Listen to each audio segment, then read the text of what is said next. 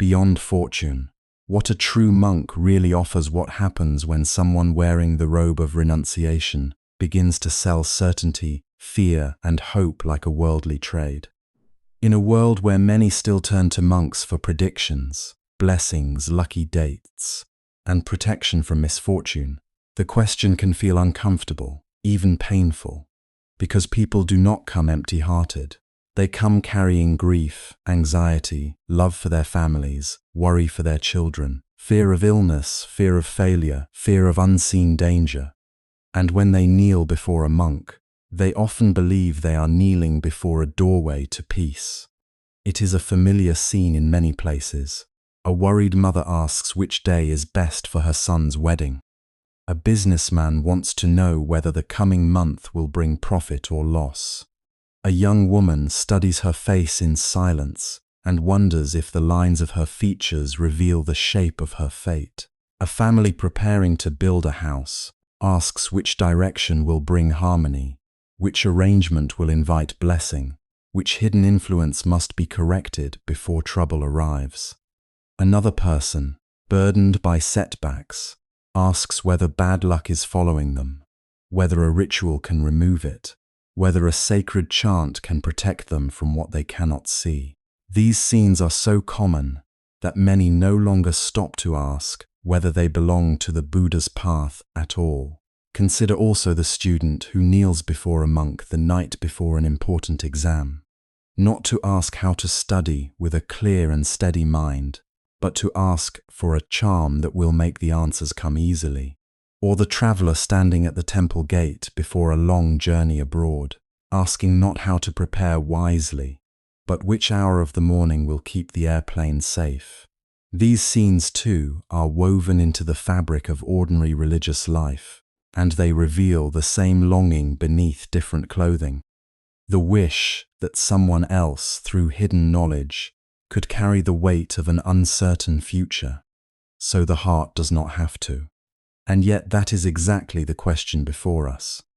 There is a deep tenderness in the human need behind these requests. Most people do not seek predictions because they are foolish. They seek them because life is uncertain, and uncertainty can be hard to bear. We want to know if our child will be safe. We want to know whether a marriage will last, whether a journey will end well, whether illness will pass, whether the home we build will protect the ones we love. We want signs. We want someone to tell us that what hurts now will not hurt forever.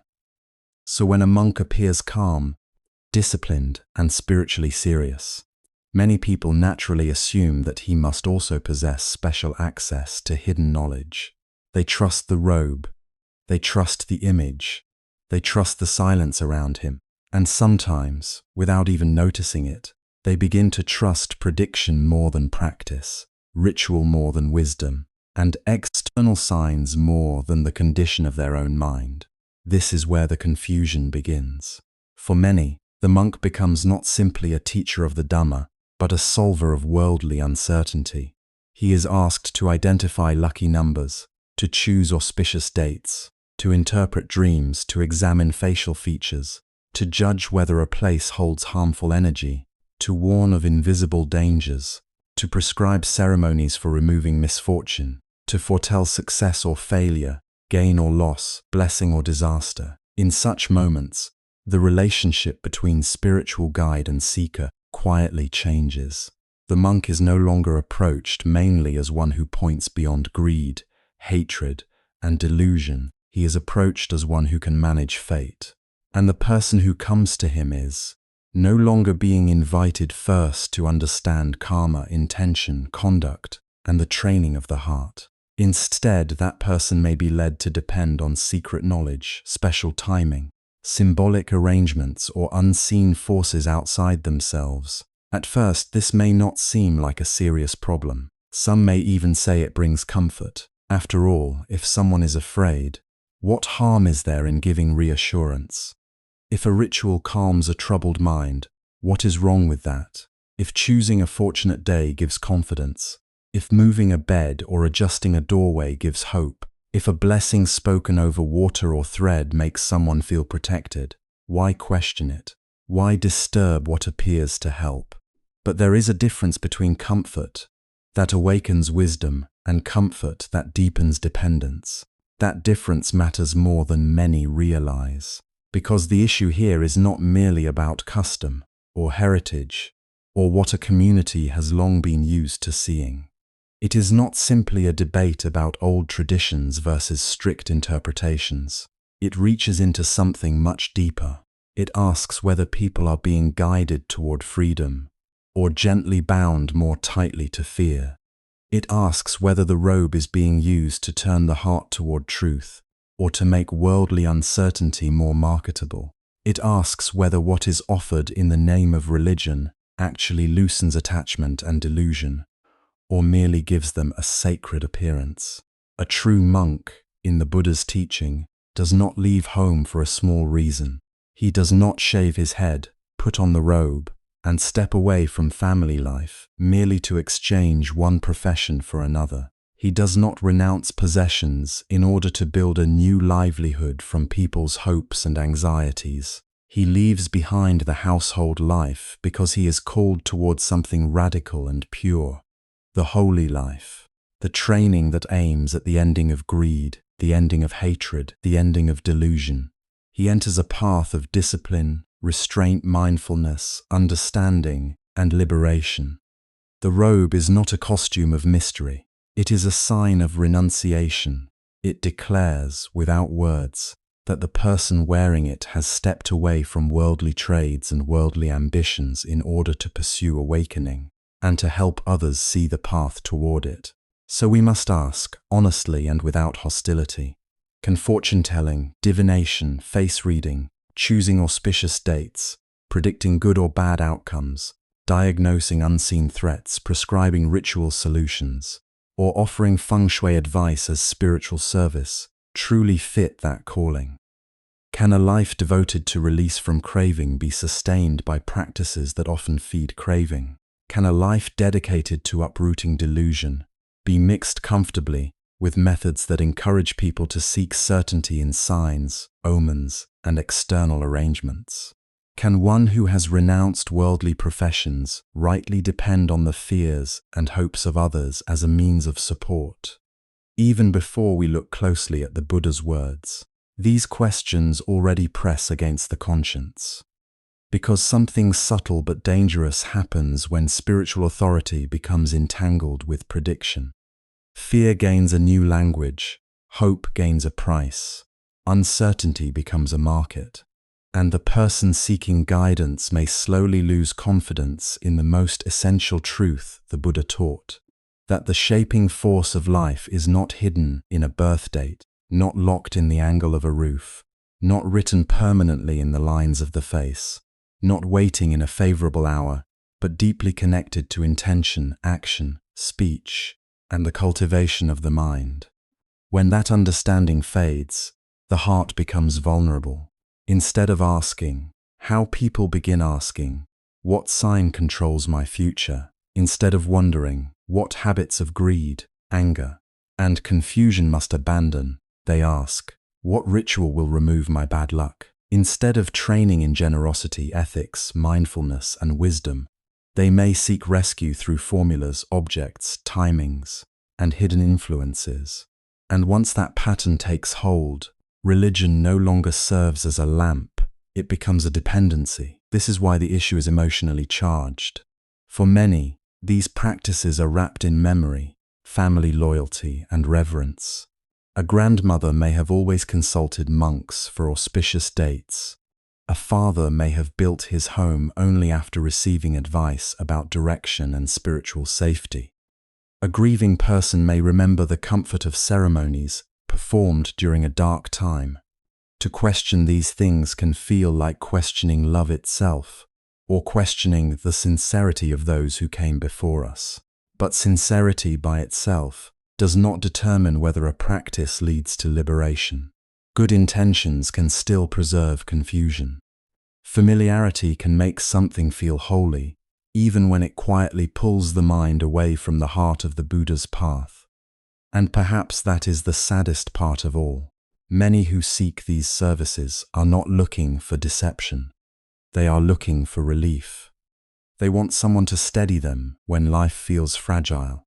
They want an answer where there is uncertainty, a shield where there is fear, a blessing where there is pain. Their longing is deeply human. It deserves compassion, not ridicule. But compassion must be truthful. If what is offered strengthens illusion instead of wisdom, then even gentle words can mislead. Even comforting rituals can carry a hidden cost. Even a monk who seems helpful may, without care, guide others farther from the path of awakening. Because the Buddha's way is not built on making people more superstitious, more dependent, or more afraid of unseen forces. It is built on helping them see clearly, to see cause and effect, to understand that actions have consequences, to recognize that suffering has roots, to discover that the mind can be trained, to learn that peace does not come from controlling every uncertain event, but from transforming the heart that trembles before uncertainty. This path asks for courage. It does not promise magical control over the future. It offers something deeper, freedom from the inner habits that make fear dominate the mind. And so the robe matters. Not because cloth is sacred by itself, but because it represents a vow. It represents a life no longer organized around gain, status, manipulation, or the performance of special powers for social admiration. When people see the robe, they should be reminded of simplicity, restraint, harmlessness, and truth. They should meet someone who encourages them to live ethically, speak honestly, guard the senses, reflect wisely, cultivate kindness, and understand karma through their own conduct. They should be led back to responsibility, not away from it, back to awareness, not deeper into dependence, back to the purification of the heart, not into endless anxiety over signs and omens. If this line becomes blurred, the harm is not only personal, it becomes communal. Entire communities may begin to judge monks not by their virtue, wisdom, and compassion, but by whether they can predict events, identify spiritual dangers, attract good fortune, or perform protective rites. The public image of spiritual life shifts. The holy life becomes mixed with spiritual commerce. The renunciant becomes a consultant of destiny. And little by little, the profound and demanding path taught by the Buddha is replaced by something easier to consume, easier to market, and far less transformative. So this is not a small question. It is not a passing criticism. It is not an attack on culture, nor a lack of sympathy for human vulnerability. It is a careful and necessary return to first principles. What is a monk for? Why does someone go forth from the household life? What kind of guidance actually frees the human heart? And when people come seeking peace, are they being taught to look at their own actions, speech and mind, or are they being trained to search outside themselves for destiny, danger, and rescue? These questions matter because suffering is real, fear is real, loss is real, and when human beings are hurting, they become open. Open to truth, but also open to illusion. Open to wisdom, but also open to manipulation. The responsibility of anyone wearing the robe, then, is profound. To receive trust from others is no small thing. To speak in the name of the Dharma is no small thing. If the guidance given does not align with the liberating path the Buddha taught, then the robe can become not a shelter of truth, but a vessel for confusion dressed in sacred form.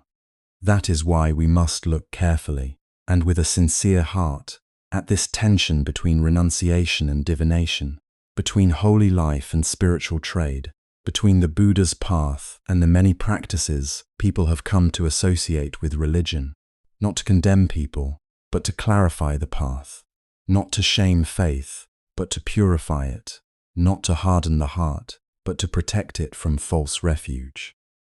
To understand why this question matters so deeply, we must first return to what ordination is meant to be in the Buddha's teaching. To understand ordination in the Buddha's teaching, we have to begin with something simple but easily forgotten. A monk is not meant to be a religious version of an ordinary person, chasing the same old desires through different means. He is not someone who keeps the world in his heart while merely changing his clothes, his appearance, or the language he uses. The going forth is called going forth because it is a real departure. It is a stepping away from one whole way of living in order to enter another.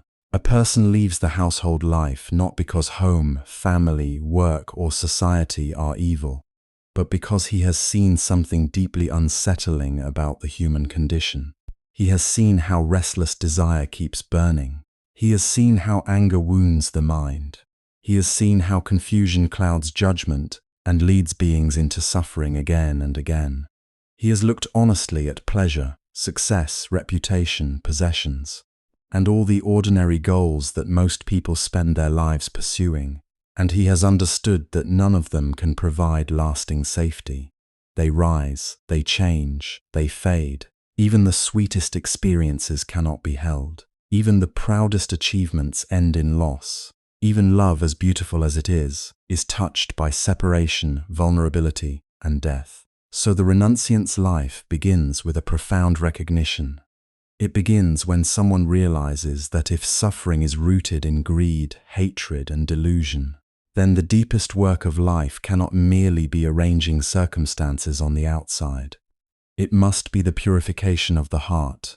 That is the reason for leaving, not to become mysterious, not to gain spiritual status, not to be admired as holy, not to gather followers, offerings, or influence, but to train, to simplify, to cut through illusion, to live in such a way that the roots of suffering can be understood and uprooted. This is why the ancient image of renunciation carries such force. A person sets aside household responsibilities, possessions, inherited identity, and ordinary professions. He accepts fewer choices, not more. He gives up the freedom to indulge in preference, so that he can discover a greater freedom beyond preference. He leaves behind many forms of comfort so that he can confront the mind directly. The robe is not a costume of spiritual importance. It is a sign that one has willingly entered discipline. It says without words, this life is now dedicated to liberation. And liberation in the Buddha's teaching is not a poetic mood. It is not simply feeling peaceful for a while. It is not being seen as wise by others. It is the ending of bondage to craving, aversion, and ignorance. It is nibbana, the extinguishing of the fires that keep the heart burning. Such a goal is so radical, so demanding, that it changes the meaning of everything in a monastic life. Speech is no longer casual. Conduct is no longer private. Livelihood is no longer a matter of personal preference. Every aspect of life must now be measured against one question. Does this lead toward dispassion, clarity, and release? Or does it feed the very tendencies one claims to have left behind? That is the standard. And once we really feel that standard, many things become clear. The monastic life is not worldly ambition with sacred decoration added to it. It is not a strategy for preserving ego in a more respected form. It is not a way to gain authority over the fears of others. It is not a religious role performed on the surface, while the old hunger for gain, praise, and control continues underneath. Renunciation means reorientation at the root. The center of life shifts. What matters now is no longer accumulation, but relinquishment.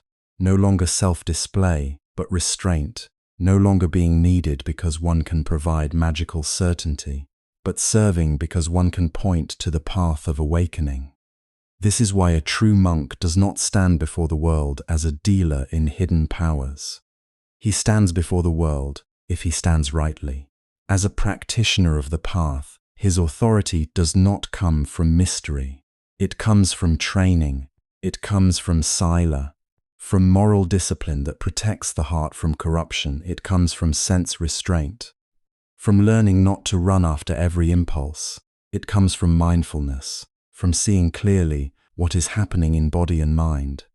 It comes from wisdom, from understanding impermanence, suffering, and non-self not as ideas, but as truths to be realized. And it comes from compassion, because the more deeply one understands suffering, the more gently one relates to those still trapped in it. In this light, the value of a monk becomes very different from what many people imagine. His worth is not measured by whether he can predict events, read signs, detect invisible energies, or satisfy anxious questions about luck, timing, romance, health, money, or status. Those things may fascinate the world, but fascination is not freedom. People often long to know the future because the heart is afraid. They want reassurance. They want to feel that uncertainty can be mastered if only someone knows the right formula, the right date, the right ritual, the right direction to face, the right sign hidden in the body or the stars. But the Buddha's path moves in another direction. It does not train people to become dependent on symbolic control over life's uncertainty. It trains them to understand uncertainty so deeply that fear begins to loosen its grip. That difference matters. It matters because a monk is meant to help people grow in wisdom, not in superstition. He is meant to encourage responsibility, not helplessness. He is meant to direct attention back to intention, action, and the condition of the mind. If someone is suffering, the task is not to make that person more entangled in the search for omens. The task is to help him see cause and effect, to help him understand that the shaping force of life is karma, actions of body, speech, and mind, to remind him that the future is not fixed by a birth date, a face, a house orientation, or a hidden pattern only specialists can decode. The future is being built now, through choices, habits, reactions, values, and states of heart. This is one of the most compassionate truths in Buddhism. It means a person is not sentenced by fate. It means transformation is possible, not because someone performs a rite over us, and not because a monk grants us a secret guarantee, but because the mind can be trained. If greed can be weakened, life changes. If anger can be understood and released, life changes. If delusion gives way to right view, life changes. If one begins to keep precepts, speak truthfully, cultivate generosity, and steady the mind in mindfulness, then the whole current of one's life begins to shift. This is real protection. This is real blessing. This is a path a monk can honestly teach without deceiving anyone. That is why the robe carries responsibility far beyond appearance. Once someone wears it, he becomes a visible reminder in the world. Whether he wishes it or not, people will look at him and imagine the Dharma through him. They will associate his conduct with the Buddha's teaching. They may bring reverence, trust, fear, hope, grief, and longing to his presence. Some may seek comfort. Some may seek answers. Some may seek miracles. Some may simply seek relief from confusion. So the robe is not merely a sign of personal renunciation. It is also a public burden of integrity. When worn rightly, it tells the world something beautiful and demanding. Human freedom is possible, but it is found through inner training, not through manipulation of symbols, not through bargaining with destiny, not through holy performance. The robe says that peace is cultivated through ethics, mindfulness, collectedness, and wisdom. It says that what imprisons us is not primarily the arrangement of external signs, but the untrained mind that clings, resists, fears, and imagines. It says that the deepest refuge is not in prediction, but in practice. And this is why the life of a monk must remain so carefully aligned with its purpose. If he leaves home but keeps craving for gain, what has truly been left? If he abandons possessions but seeks profit through spiritual authority, what has been renounced? If he wears the robe yet trades in fear and hope the way the world does, only with religious language, then the outer form may remain, but the heart of the training has already been compromised. One may still appear as a renunciant, while inwardly continuing the same economy of desire. The Buddha's path is much more honest than that. It does not promise that a monk will become important. It does not promise that he will become powerful in the worldly sense. In fact, it asks him to become small in a way the ego resists, to be content with little, to endure discomfort, to accept correction, to live dependently on alms without manipulation, to speak what is true and beneficial, not what is profitable, to be patient when not admired, to let go even of spiritual self-image. This is noble work, but it is quiet work. And because it is quiet, the world does not always recognize its greatness. Yet this quiet greatness is exactly what makes the monastic ideal so precious. In a society obsessed with performance, the monk is meant to embody simplicity. In a world driven by consumption, he is meant to embody contentment.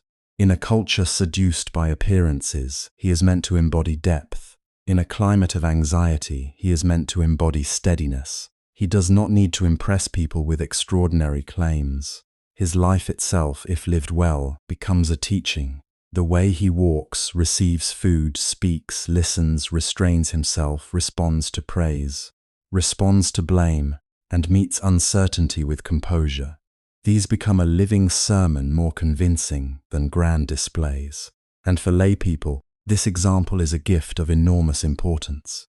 Most people cannot leave the household life, nor are they asked to. But they can be inspired by those who have done so sincerely. They can look at a monk and remember that there is more to life than acquisition. They can remember that the mind can be trained. They can remember that dignity does not come from possessions, and peace does not come from controlling every outcome. The monk, then, is not meant to become a spiritual technician, managing unseen forces on behalf of others. He is meant to be a witness to the possibility of liberation, a human sign that another way of living is possible. This is also why compassion in the Buddha's teaching is so different from merely giving people what they want to hear. If people are afraid, it may seem comforting to offer rituals of certainty. If they are desperate, it may seem kind to tell them their fortune can be repaired through special means. But compassion without truth easily becomes harm. A true monk serves more deeply. He helps people turn toward the lawfulness of life, toward ethical responsibility, toward understanding mind and action. He does not increase dependency. He points beyond it. He does not feed obsession with outcomes. He encourages wholesome causes. He does not ask people to place their faith in him as controller of destiny. He invites them to see the Dharma for themselves. In this sense, renunciation is not withdrawal from humanity. It is a refined form of service. The monk gives up one kind of life so that he may offer another kind of help. Not the help of prediction, but the help of clarity. Not the help of mystical control, but the help of instruction. Not the help of temporary reassurance, but the help of a path that can actually transform suffering at its root. His compassion is expressed not by enchanting the mind, but by training it, not by increasing attachment to results, but by teaching release. When this original purpose of renunciation is understood, the confusion around monastic conduct begins to clear. We can see why the robe cannot be casually mixed with trades that depend on stimulating fear, promising luck, or claiming access to hidden destinies. We can feel why some forms of livelihood are simply out of harmony with the holy life, no matter how common they may appear in religious culture, and we can better honor the true beauty of the monastic calling, a life directed not toward worldly advantage, but toward the end of greed, hatred, and delusion, and toward guiding others through the Dhamma with integrity, compassion, and wisdom. Once the purpose of renunciation is clear, the Buddha's warnings about improper livelihood become much easier to understand. In the Pali discourses, he does not leave this matter vague, symbolic, or open to casual reinterpretation. He speaks with striking clarity. There are forms of conduct that do not belong to one who has gone forth, and among them are the various arts of prediction, divination, omen reading, and spiritualized fortune-making that so often fascinate the human mind. Again and again, the early texts show the Buddha identifying certain activities as unworthy of a renunciant's life. A monk is not meant to make a living by reading signs, interpreting bodily marks, predicting outcomes, selecting auspicious dates, judging lucky and unlucky times, explaining dreams as forecasts, declaring omens, or offering assurances about invisible forces shaping a person's fate. He is not meant to build authority by claiming special access to hidden destinies. He is not meant to stand between people and their fear of the future, then turn that fear into dependence. This point matters because, to many people, such things can seem harmless on the surface. They may even appear cultural, decorative, or comforting. A consultation about a date, a direction, a face, a sign, a star, a dream, a house, a name, a year of birth, or a coming danger can look like a small ritual of reassurance. It can seem like guidance. It can seem like care. But the Buddha looked more deeply than appearance. He saw that these practices are rarely neutral. They trade in uncertainty. They draw power from anxiety. They often feed fascination with control, with luck, with hidden knowledge, with the hope that suffering can be avoided through prediction rather than understanding. And that is precisely why the early Buddhist texts do not treat these activities as charming extras around the spiritual life. They treat them as serious distortions when used as livelihood by one who has renounced the world. The issue is not simply whether a prediction comes true or not. The issue is what kind of relationship is being created between the monastic and the lay person, and what kind of inner habits are being strengthened in both. If the robe becomes associated with forecasting fortune, removing bad luck, detecting unseen threats, or choosing favorable conditions for worldly success, then the robe begins to serve a very different function from the one the Buddha established. The renunciant's life is meant to point beyond the restless search for advantage. It is meant to help beings understand suffering, its causes, its ending, and the path leading to that ending. But fortune-telling and related practices usually move in another direction. They keep attention circling around gain and loss, success and failure, danger and protection, fear and relief. They encourage the mind to ask, what will happen to me? Am I safe? Will I prosper? Is this sign good or bad? Can this ritual change my fortune? These questions are deeply human, of course. They arise naturally in an uncertain life. The Buddha did not condemn people for feeling vulnerable, but he did refuse to let the holy life become a business built around that vulnerability. This is where the term wrong livelihood, miccha ajiva, becomes essential. In Buddhism, livelihood is never a minor detail. The way one is supported shapes the heart. It influences speech, intention, relationships, and the subtle compromises a person begins to accept.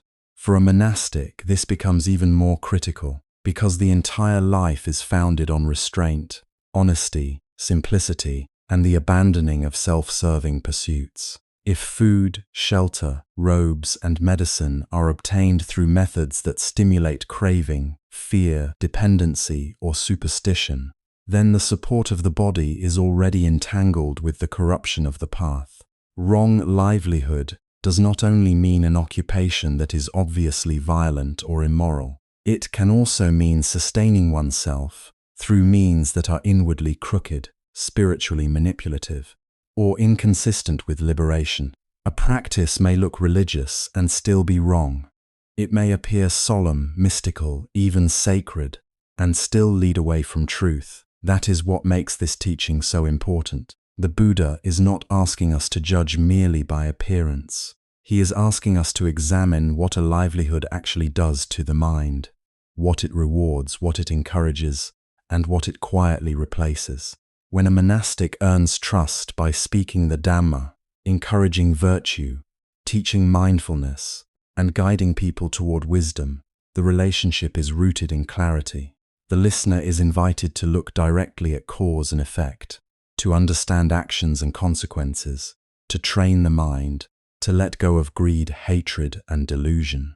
But when a monastic gains influence by reading omens, naming lucky times, interpreting signs, or promising insight into unseen outcomes, the relationship can shift toward performance. The center is no longer truth that can be tested in one's own life. The center becomes mystery, impression, charisma, and the suggestion that this person possesses unusual powers over uncertainty. That shift is dangerous, not only because it can mislead others, but because it can slowly change the monastic from a practitioner into a performer. One's livelihood depends on being consulted, admired, or feared for one's supposed access to hidden knowledge. The temptation to maintain that image grows strong. One begins to speak not only to tell the truth, but to preserve authority. One begins to respond not only from compassion, but from the pressure to remain impressive. Even subtle exaggeration, strategic ambiguity, or theatrical silence can become tools of survival. The holy life becomes staged. The robe becomes part of a role. The Buddha's warning protects against exactly this. It protects the monastic from being drawn into commerce, disguised as spirituality.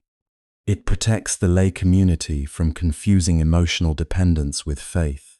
And it protects the Dharma from being mixed with systems that direct attention away from ethical responsibility and mental purification. It is important to see that this was not merely a matter of the Buddha personally disliking certain customs. His concern was principled, not temperamental. He was not rejecting divination because it offended his taste. He was safeguarding the integrity of renunciation itself. The holy life can survive poverty, it can survive criticism, it can survive misunderstanding. But when it becomes a means of worldly trade, especially trade in fear and hope, its center is weakened. What appears at first like a small accommodation can gradually alter the entire meaning of spiritual authority. That is why the Buddha drew clear lines. A renunciant is not a broker of fate, not a manager of auspiciousness, not an interpreter of cosmic signals for personal gain, not a vendor of certainty in a fragile world. The monastic path is difficult precisely because it refuses these easier forms of power. It does not promise control over the future. It teaches responsibility in the present. It does not offer magical insulation from loss. It teaches the understanding that frees the heart even in the midst of loss. It does not claim secret access to destiny. It reveals the lawful nature of karma, intention, habit, and consequence. And there is something deeply compassionate in this refusal. At first glance, people may feel disappointed when religion does not tell them which day is lucky, which direction is blessed, which sign predicts disaster, or which ritual will guarantee safety. But beneath that disappointment is an invitation into maturity. The Buddha calls people away from dependence on signs and toward understanding causes. He calls them away from anxious fascination with outcomes and toward careful attention to action. He calls them away from hoping that life can be mastered by decoding symbols and toward the much more demanding, much more liberating work of purifying the heart. In this light, the prohibition makes profound sense. If a monk tells fortunes, people may admire him. They may seek him out, bring offerings, speak of his powers, and become deeply attached to his words. But are they being led toward freedom from greed, hatred, and delusion? Or are they being trained to look outside themselves for assurance, to read life through omens rather than ethics, through fate rather than karma, through mystical signs rather than present intention? The Buddha saw how easily spiritual influence could be used to nourish exactly the confusion that the Dhamma is meant to dispel. This is why livelihood matters so much. It is not just about how money or material support changes hands. It is about what kind of mental world is being built around that exchange. Support given to one who teaches the Dhamma with integrity strengthens confidence in practice, virtue, and wisdom.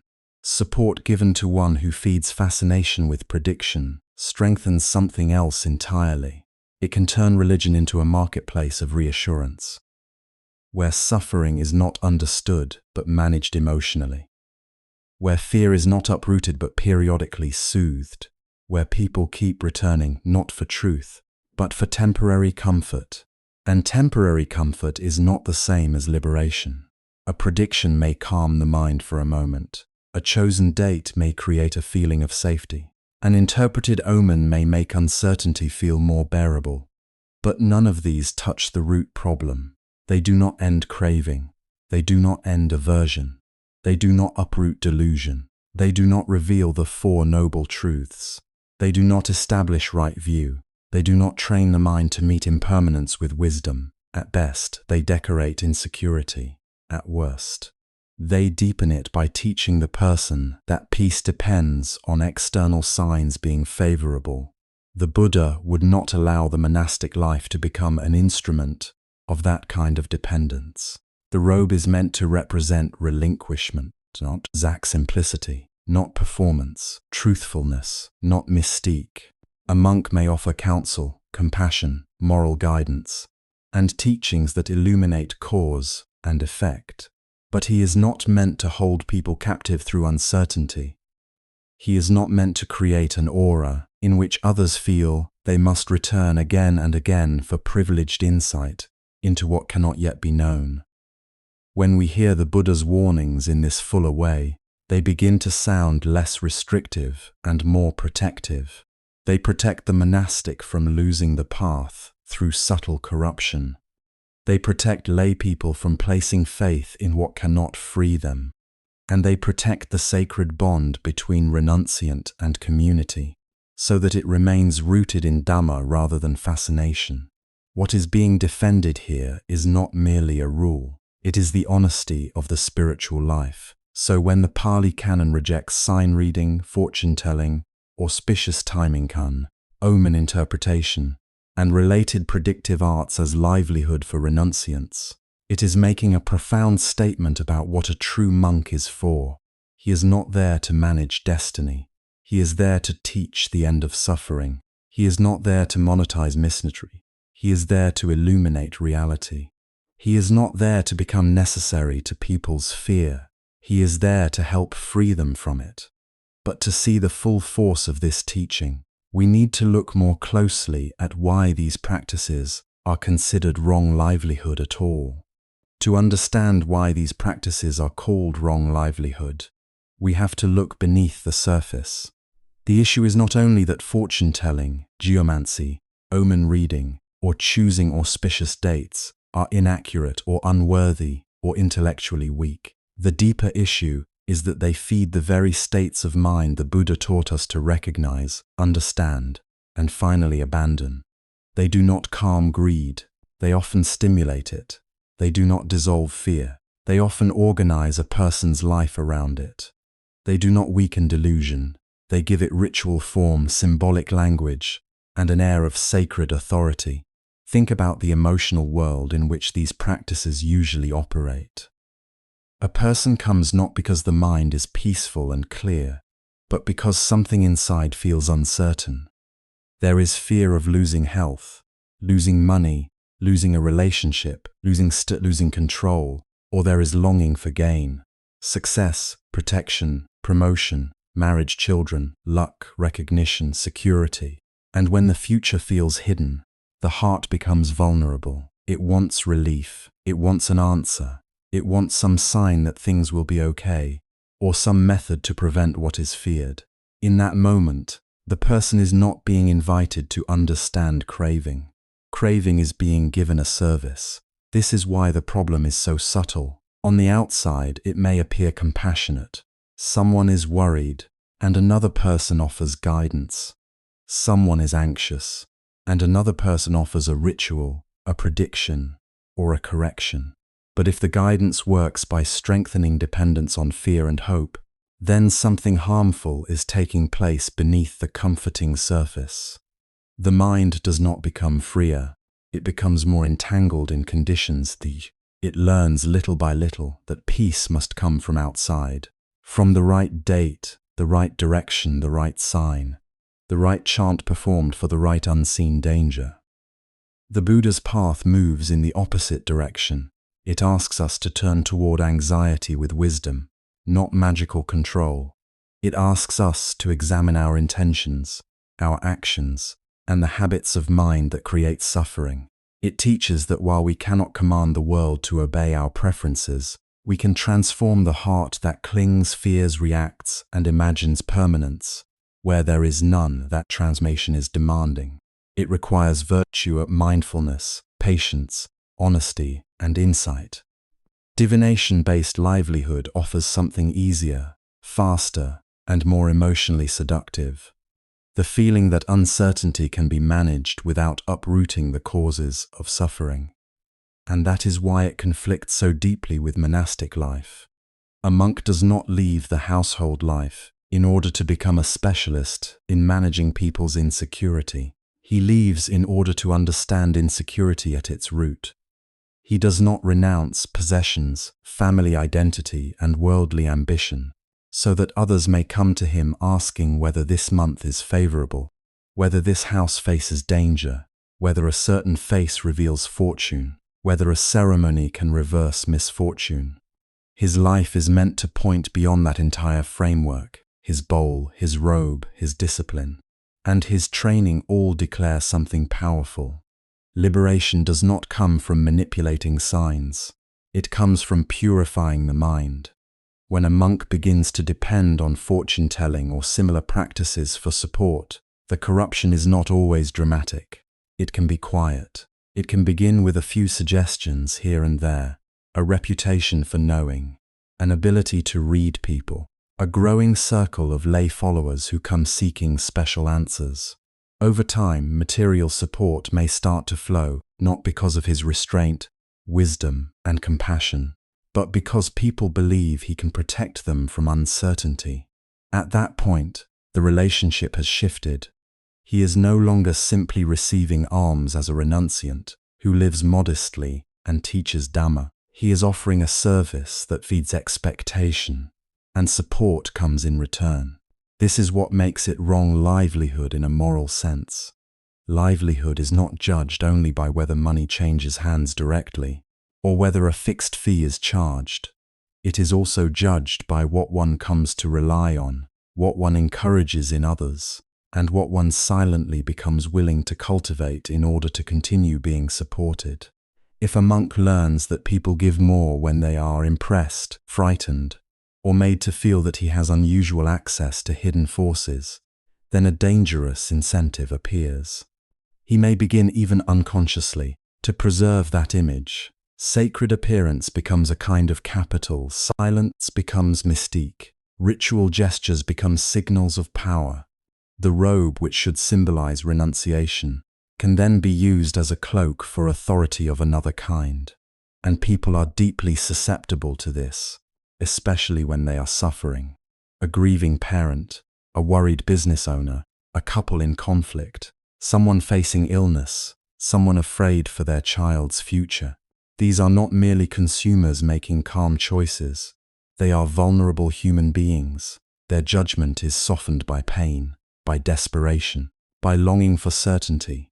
If a monk stands before them as a holy figure and implies that he can read omens, diagnose unseen influences, or forecast destiny, then the imbalance is profound. He is not meeting them on equal ground. He is speaking from a position made powerful by the trust associated with renunciation and religion. Even if his intention is not openly exploitative, the dynamic itself is ethically unstable. Why? Because it trades on a person's vulnerability rather than helping them grow through it. It may soothe them for the moment, but it does not train them in right view. It does not help them see that fear arises and passes, that attachment fuels distress, that wholesome action matters, that the mind can be steadied, that wisdom can meet uncertainty without collapsing into superstition. Instead, it teaches a different lesson. When life becomes unclear, seek special access. Seek someone who can decode hidden patterns for you.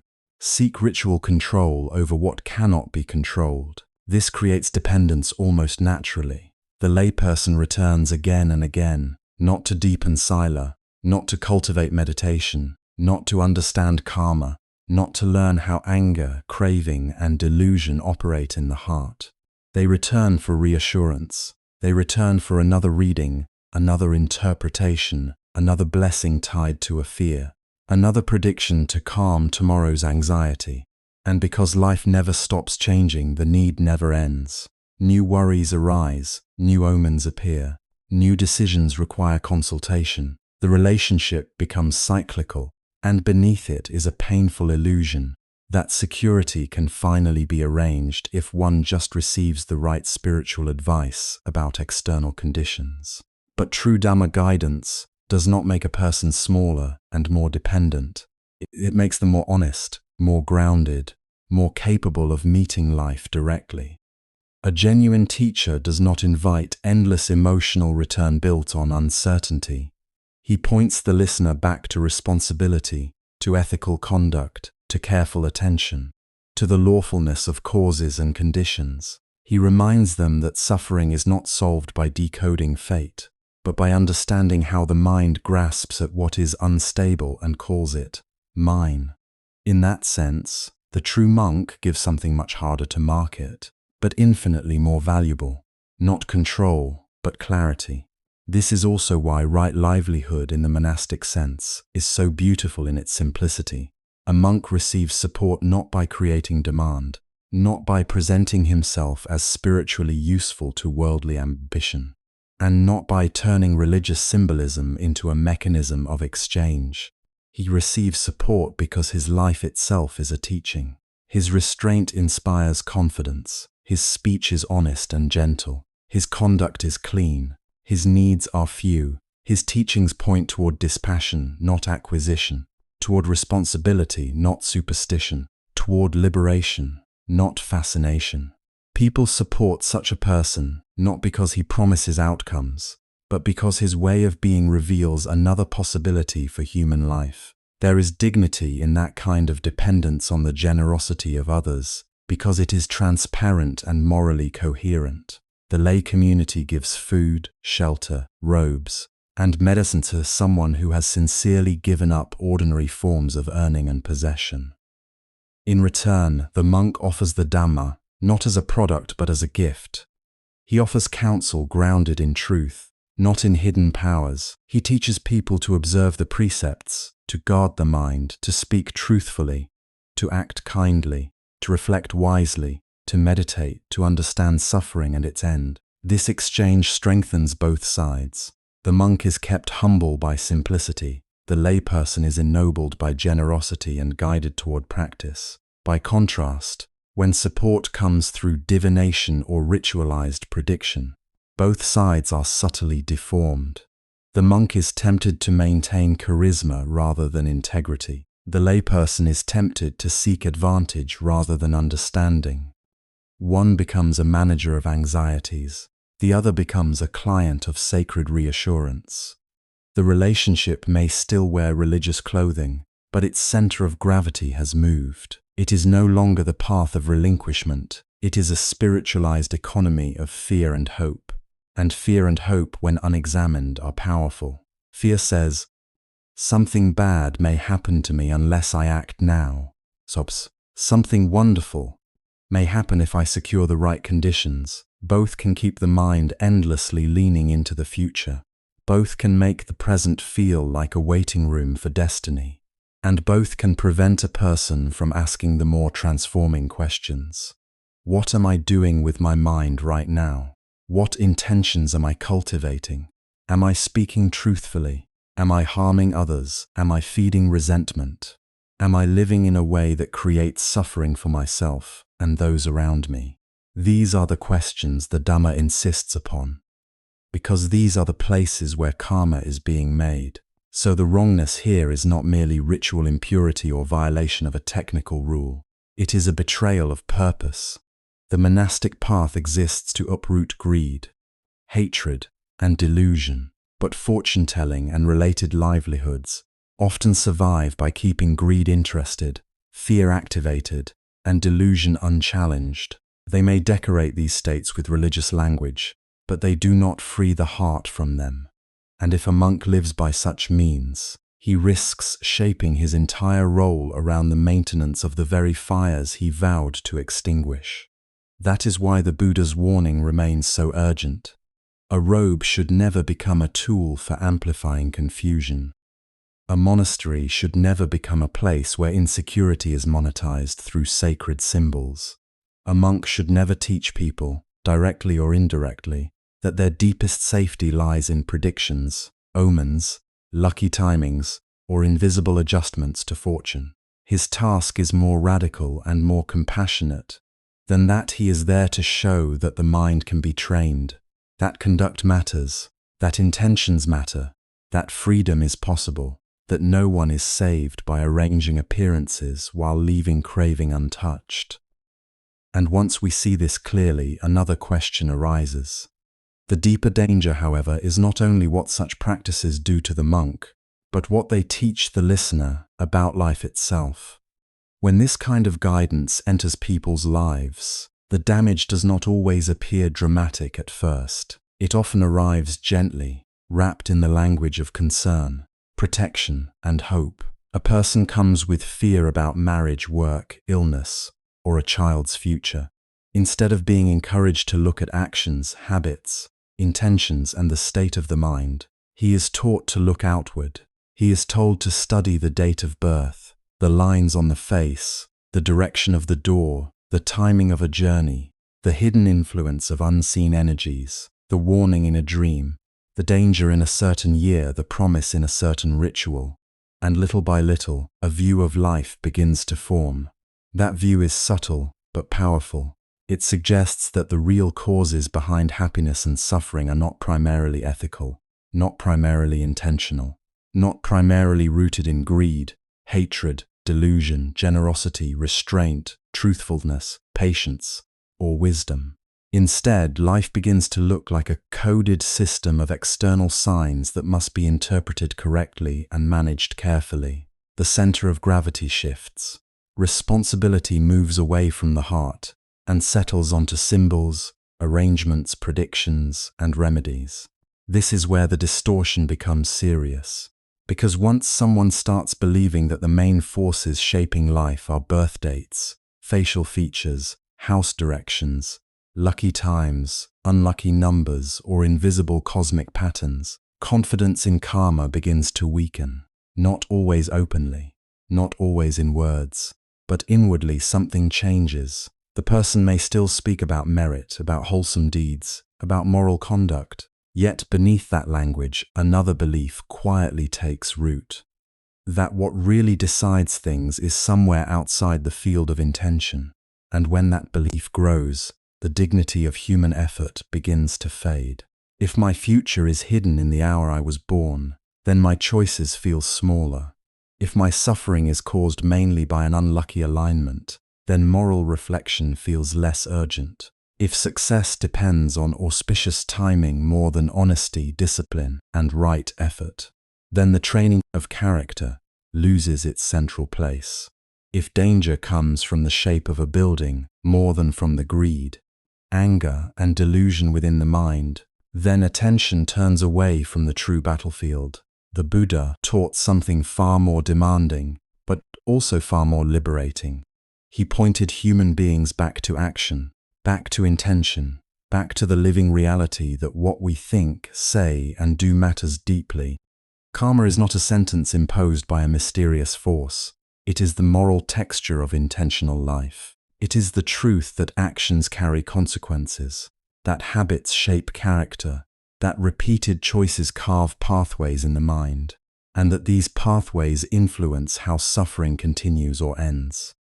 This teaching does not flatter us, because it places responsibility in our own hands.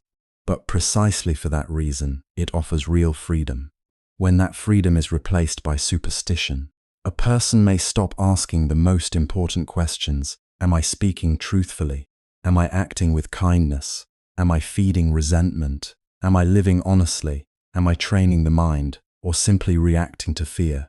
Those questions are difficult because they require self-honesty. They require humility. They require transformation. It is much easier to ask whether this month is lucky, whether this face carries bad fortune, whether this object should be placed in the eastern corner, whether this ritual can cancel a predicted misfortune. One path asks us to grow up inwardly. The other tempts us to remain dependent. and dependence can feel strangely comforting at first. There is relief in being told that someone else can read the hidden map. There is relief in hearing that the problem has been identified in a sign, a number, a direction, a star, a ceremony, a spirit, or an imbalance in unseen energies. Why? Because if the cause is outside me, then for a moment I do not have to face the restless patterns inside me. I do not have to confront my attachments, my dishonesty, my impatience, my cravings, my fear. I only need the correct adjustment, the correct date, the correct protection. But that comfort does not last. In fact, it easily becomes an emotional trap, because once the mind is trained to search for signs, it rarely stops with one sign. Once a person is told that hidden dangers are everywhere, ordinary life no longer feels ordinary. Every delay may seem ominous. Every illness may seem karmically cursed in a magical sense, rather than causally understood.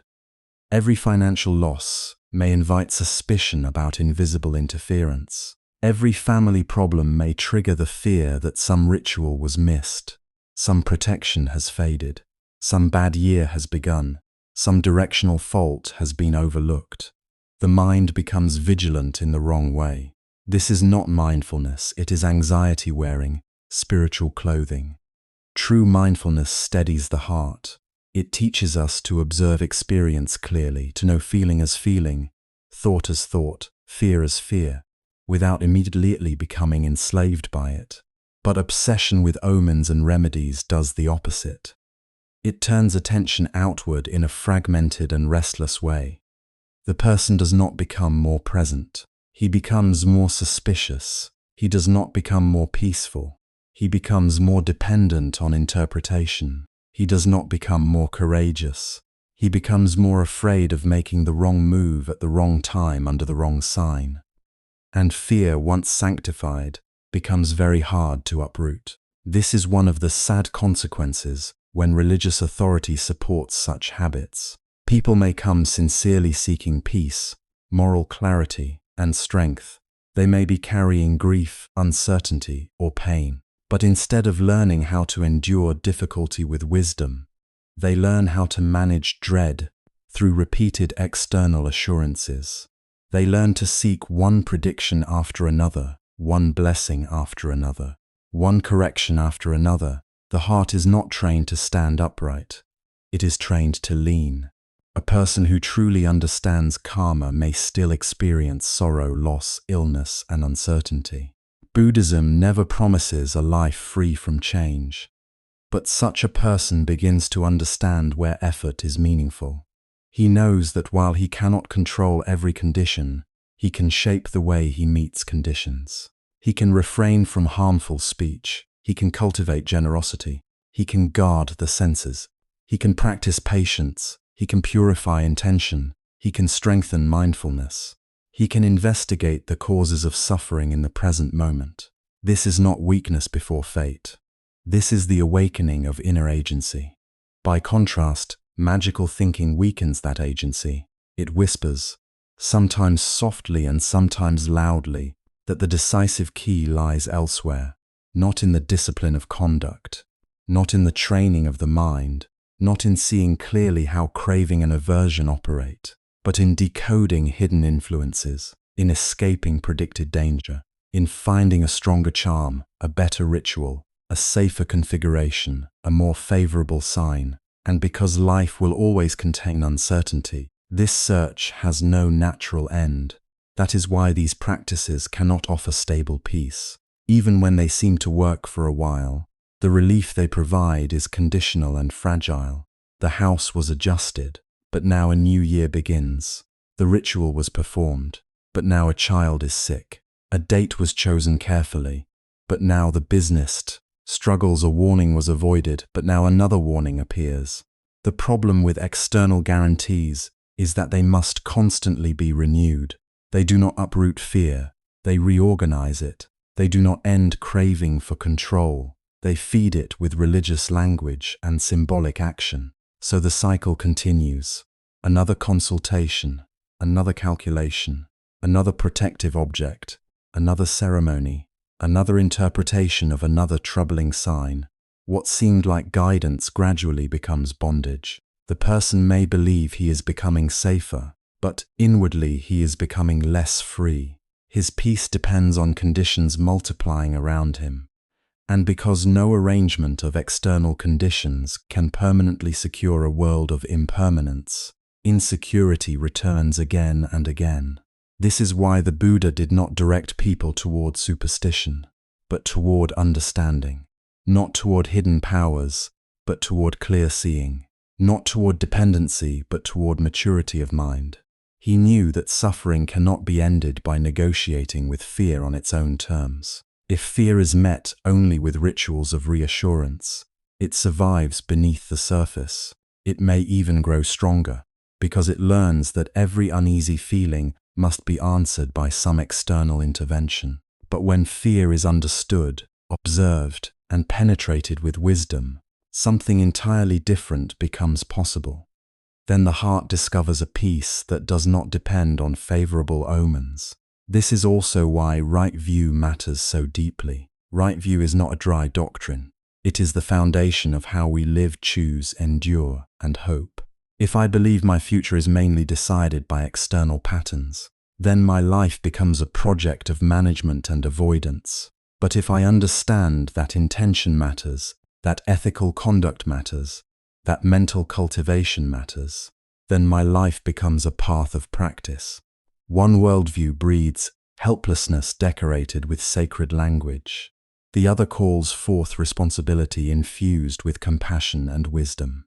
And this distinction matters especially for lay followers. Most people are not seeking abstract philosophy. They are trying to survive heartbreak, raise families, earn a living, face aging, care for the sick, and navigate uncertainty. In those vulnerable spaces, what they are taught becomes very powerful. If they are taught to fear signs more than unwholesome states of mind, they will misplace their energy. If they are taught to trust rituals more than integrity, they will become spiritually unstable. If they are taught that destiny is read from the outside rather than shaped through present action, then even their faith may become tangled with passivity. The tragedy is not only that they may be misled, it is that they may never discover the strength that Dharma is meant to awaken in them. Because the Dharma does not tell a person, you are trapped by your birth. It does not say, your life is governed by the angle of your roof. It does not say, your liberation depends on someone else reading hidden signs for you. It says, look at the mind, look at intention, look at craving, look at clinging. Look at the consequences of your actions, purify what can be purified, abandon what can be abandoned, cultivate what can be cultivated. This is a teaching that returns human dignity to the human heart, and once that is understood, the glitter of prediction begins to lose its charm. The promise of control through symbolism begins to look shallow. The need for constant reassurance begins to reveal its cost. What seemed spiritual may now be seen as a diversion from the deeper work. What seemed protective may be seen as another form of bondage. And slowly, another possibility comes into view. That real safety is not found in manipulating conditions, but in transforming the mind that clings to them. At this point, the heart of the matter comes into view. If not fate, not omens, and not geomancy, then what really shapes a human future? In the Buddha's teaching, the answer is at once simple and demanding. Our future is not finally determined by the day we were born, by the lines on our face, by the hour we step out of the house, by the arrangement of furniture, or by the direction of a doorway. It is not sealed by a mark on the palm, a pattern in the stars, or a favorable date chosen on a calendar. These things may fascinate the mind. They may comfort it for a while. They may give the feeling that life can be decoded from the outside. But the Buddha keeps bringing us back to something deeper, more intimate, and far more consequential. What we intend, what we choose, what we repeatedly do through body, speech, and mind. This is the ground of karma. Karma is often spoken of in ways that make it sound mysterious. distant, or fatalistic. But in the Buddha's teaching, karma is not a magical force floating above our lives. It is not a cosmic punishment system. It is not a sentence pronounced over us from birth. At its heart, karma means intentional action. When the body acts, when the mouth speaks, when the mind thinks, desires, resents, plans, clings, forgives, or understands, intention is involved. And those intentions are not empty. They leave traces, they shape habits, they condition perception. They influence what kind of person we are becoming. Over time, they bear fruit. This is why the Buddha points us inward rather than outward. Not because the outer world has no effect at all, but because the deepest turning point in a human life is found in how the heart responds. Two people may live under the same roof, face the same loss, meet the same opportunity, and yet move toward very different futures. Why? Because the decisive factor is not only what happens to them, but what they do with what happens. One responds with greed, bitterness, and deceit. The other responds with patience, honesty, and clarity. From the outside, the circumstances may seem similar, but within, very different causes are being planted, and these causes matter. A harsh word spoken in anger may last only a few seconds in the air, yet its consequences can travel through a family for years. A lie told for convenience can slowly train the mind to avoid truth. A habit of resentment can make the whole world appear threatening. In the same way, a small act of restraint can prevent great harm. A moment of generosity can begin to soften a life built on fear. One honest confession can open the door to healing. One decision not to retaliate can interrupt a long chain of suffering. Karma unfolds in this way, not always dramatically, not always immediately, but steadily, lawfully, through the shaping power of intention and consequence. When the Buddha speaks of body, speech, and mind, he is giving us a complete map of human conduct. Through the body we help or harm, protect or destroy, take what is not given or live with integrity. Through speech we deceive or tell the truth, divide or reconcile, wound or encourage. Through the mind we cultivate greed or contentment, ill will or goodwill, confusion or wisdom. These are not abstract categories. This is daily life. This is how a future is made. Moment by moment, often quietly, often unnoticed, until the accumulated pattern becomes a character, a relationship, a destiny of sorts, not imposed from outside, but woven from repeated choices. And yet this teaching must be heard carefully, because karma is not the same as rigid predestination. The Buddha does not teach that everything happening now is a fixed repayment from the past, or that a person is trapped forever by what has already been done. If that were the case, practice would be meaningless, effort would be meaningless, repentance, discipline, insight, compassion, all of it would lose its power. But the Dharma does not leave a person imprisoned inside an unchangeable script. It reveals a living process of conditions, where what has been done matters, but what is being done now also matters deeply. This is a crucial distinction. Past karma conditions the present, yes. It helps shape the body we inhabit, the tendencies we carry, the situations we meet, the strengths and vulnerabilities we discover in ourselves. But present intention is still active. Right now, in this very moment, new karma is being made. Right now, the mind can feed hatred or release it. Right now, speech can inflame conflict or speak truth gently. Right now, the body can follow impulse or choose restraint. The river of life is already flowing, but the current is not utterly beyond influence. The direction can still be affected by wisdom, discipline, and repeated wholesome effort. This is what gives the teaching its extraordinary tenderness. It does not flatter us, because it tells us that our actions truly matter. We cannot throw responsibility onto fate forever. We cannot blame every sorrow on unlucky signs, hostile stars, or bad placement of walls and doors. Sooner or later, we must face the moral texture of our own life. But at the same time, the teaching does not crush us. It does not say, "You are doomed by who you have been." It says, "See clearly. Begin here, plant better causes.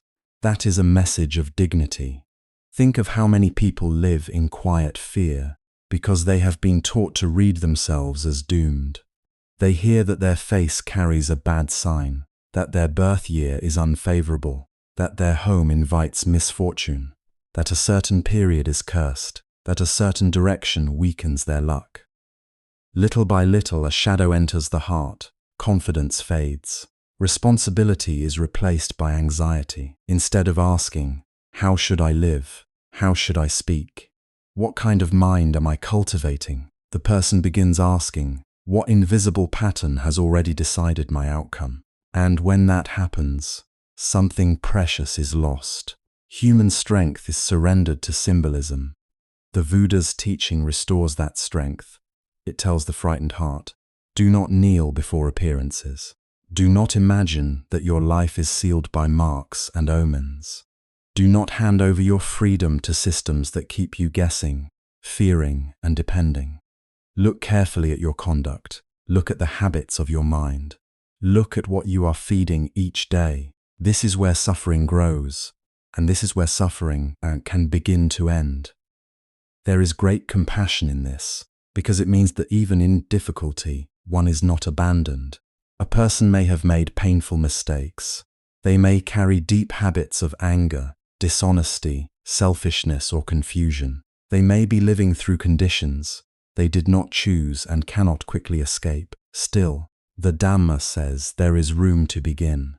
Maybe not with grand gestures, maybe not with immediate transformation, but with one truthful word, one act of non-harming, one moment of mindfulness before reacting, one sincere effort to refrain from what is unwholesome and encourage what is wholesome. These are not small in the world of karma, these are seeds. And seeds matter because life unfolds from causes. If a field has long been neglected, weeds may already be thick, the soil may be dry, stones may be everywhere. No wise person would deny the difficulty, but neither would they say the field is beyond renewal. With patient labor, with water, with care, with the steady removal of what chokes growth, the ground can change. In the same way karma is dynamic, it is not a fixed label stamped on a soul. It is an unfolding web of conditions in which intention plays a central role. Every wholesome choice strengthens some pathways and weakens others. Every unwholesome habit reinforced makes suffering easier to reproduce. This is why the present is so precious. It is where inheritance meets possibility. To understand karma in this way is to be freed from two opposite errors. One error says everything is fated, so effort is useless. The other says actions have no deep moral consequence, so one may live carelessly. The Buddha avoids both. He teaches responsibility without hopelessness, and freedom without denial of consequence. We inherit conditions, but we are also participating in their continuation or transformation. We are not absolute masters of everything that happens, yet neither are we helpless objects dragged by destiny. We live in a lawful moral world where causes bear fruit, and where wisdom can intervene by changing the causes now being laid down. This has enormous practical meaning. If a person believes that fortune is decided by external signs, they may spend years trying to rearrange surfaces while neglecting the roots of suffering. They may search for a better date, a better charm, a better orientation, a better prediction. But if a person understands karma, the energy turns inward in the most constructive sense, not inward as self-obsession, but inward as honesty. They begin to ask, what intentions are behind my actions when I speak? Am I guided by kindness or vanity? When I choose, am I moved by wisdom or craving? When pain arises, do I multiply it with blame and resentment, or meet it with steadiness? This is the work that actually changes a life. And this is why a true spiritual guide does not encourage dependence on predictions. A true guide helps people recover moral clarity, not by scaring them, not by promising to manipulate fate for them, but by showing them where their real power lies. The real turning point is not in discovering some hidden omen. It is in understanding cause and effect within one's own heart. It is in seeing that greed leads one way, hatred another, delusion another, and that generosity, compassion, restraint, mindfulness, and wisdom open a different path entirely. There is something profoundly hopeful here, not a shallow hope that promises instant results or total control, but a mature hope rooted in lawfulness. If harmful causes are strengthened, painful results tend to follow. If wholesome causes are cultivated, beneficial results can grow. The process may be gradual, there may be delays. Old conditions may still ripen. Life may still include loss, illness, misunderstanding, and change. Karma is not a bargain that guarantees comfort on demand, but it does mean that no sincere movement toward truth, virtue, and clarity is wasted. What is cultivated in the mind matters. What is repeated becomes easier. What is nourished grows. So the teaching on karma is not merely a doctrine about the future. It is a call to awaken now. It asks us to stop searching for certainty in signs and start paying attention to the ethical force of our living. It asks us to see that the mind itself is a field of causes. Every moment of greed left unchecked shapes the field. Every moment of patience shapes it too. Every harsh habit, every generous habit, every confused reaction, every mindful pause. Nothing is trivial when repeated enough. This is how a life bends. This is how character forms. This is how suffering deepens or begins to loosen. And once this is seen, fear-based spirituality loses much of its power. The obsession with prediction begins to fade because one no longer needs to be hypnotized by the question, "What is going to happen to me?" A wiser question appears. What am I creating now? That question is sobering, but it is also liberating. It returns us to the only place transformation can genuinely occur. This mind, this intention, this action, this moment lived with awareness. If karma shapes life through present action, then real change must begin not with prediction, but with the training of the heart and mind. This is where the Buddha's teaching becomes at once more demanding and more compassionate than superstition. It does not flatter us with easy promises. It does not say that suffering will disappear because someone recited the right words over us, chose an auspicious date for us, or rearranged the outer forms of our life, while the inner causes remain untouched. Instead, it gently but firmly brings us back to the one place where transformation is real. Conduct, awareness, understanding, and the patient shaping of character. To many people, this may sound less dramatic than fortune-telling. It may seem less exciting than predictions, less mystical than rituals, less comforting than being told that some hidden force can be negotiated on our behalf. But if we look closely, we begin to see that the Buddha's way is far more merciful, because it gives a person dignity. It does not reduce human life to fate. It does not imprison us in omens.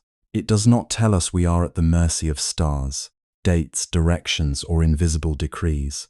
It tells us that what we repeatedly think, say, and do matters deeply. And because it matters, change is possible. That change begins with sila, ethical discipline, the keeping of precepts. To some ears, precepts can sound like restriction, like a set of cold commands imposed from outside. But that is not their true spirit. The precepts are not chains. They are protection. They are the first shelter built against future regret. They are the quiet boundary that prevents the mind, in moments of greed or anger or panic, from planting seeds that will later ripen into pain. When a person refrains from harming, from lying, from stealing, from sexual misconduct, from intoxication that clouds the mind, this is not merely moral decoration. This is the stopping of a fire at its beginning. A harsh word spoken in anger does not vanish once it leaves the mouth. A dishonest act does not disappear because it was convenient. A habit of carelessness does not remain small simply because it is common. These things take root. They shape trust, relationships, memory, and self-respect. They shape the quality of the mind that must live with them afterward. So ethical discipline is not dry, and it is not abstract. It is deeply practical. It saves a person from becoming the architect of his own suffering. It interrupts the momentum of unwholesome action before it hardens into destiny. In that sense, precepts are profoundly compassionate. They do not punish life. They protect it. They guard the heart from becoming more tangled than it already is. And this protection is not only for monks or nuns. It is for anyone who sincerely wishes to suffer less and to stop causing suffering. A person who keeps precepts begins to experience something very simple, yet very powerful: fewer causes for fear. When you are not deceiving people, you do not have to keep defending a false image. When you are not harming others, your mind becomes less haunted. When your life is not built on manipulation, there is more space inside. The heart breathes differently. It becomes less divided against itself. From that ground, mindfulness begins to matter in a new way. Because even when we have the wish to live well, the old forces within us do not vanish overnight. Craving still rises, irritation still rises. Pride, jealousy, anxiety, resentment, confusion, they continue to visit the mind. And this is where many people suffer unnecessarily, because they assume that to feel these things is already to be controlled by them. They do not yet know how to observe them. They only know how to become them. Mindfulness changes this completely. Mindfulness is the turning point where experience is no longer lived in total sleep. It is the moment a person begins to notice. Anger is here, before anger becomes speech. Fear is here, before fear becomes panic. Wanting is here, before wanting becomes grasping. Confusion is here, before confusion arranges itself in another foolish decision. This may sound small, but in spiritual life it is enormous. It is the difference between being dragged by the mind and learning to stand within it with clarity. Before mindfulness, many reactions feel automatic. Someone criticizes us, and irritation surges out. Something pleasant appears, and the mind lunges toward it. Uncertainty comes, and fear starts writing stories. A painful memory returns, and we drown in it as though it were happening now. In such moments, life seems to happen to us. We feel possessed by moods, impulses, and habits that move faster than wisdom. But mindfulness inserts a living pause. In that pause, a person begins to see that a mental state is not a command. Craving says, take it now. Anger says, strike back. Fear says, catastrophe is coming. Vanity says, protect your image. Despair says, nothing can change. Yet mindfulness listens without immediately obeying. It sees these movements as events arising in the mind, conditioned, unstable, and not worthy of blind trust. That seeing alone weakens their tyranny. This is why mindfulness is not mere relaxation, and it is not a fashionable technique added to an otherwise unexamined life. In the Buddhist path, mindfulness is intimate honesty. It lets us catch the mind in the act of constructing suffering. It lets us witness how quickly a passing feeling becomes a story, how quickly a story becomes an identity, how quickly an identity becomes a prison. And because we can see this process, we do not have to reinforce it every time. Gradually, a person who practices mindfulness becomes less impulsive and more free, not because unpleasant emotions never arise, but because they are no longer swallowed whole. One learns to stay present enough to recognize, if I speak from this anger, I will deepen pain. If I act from this fear, I will strengthen delusion. If I cling to this desire, I will create agitation. In that recognition, choice appears. And where true choice appears, karma begins to change. This is why the Buddha's path does not ask us to predict the future. It trains us to stop manufacturing avoidable suffering in the present. That is far more radical. It is also far more reliable. As mindfulness deepens, wisdom begins to grow. Wisdom in the Buddhist sense is not the accumulation of mystical information. It is not secret knowledge about hidden forces. It is not the thrill of knowing what others do not know. Wisdom is seeing things as they are. It matures when the mind becomes quiet enough, honest enough, and steady enough to understand the patterns of reality directly.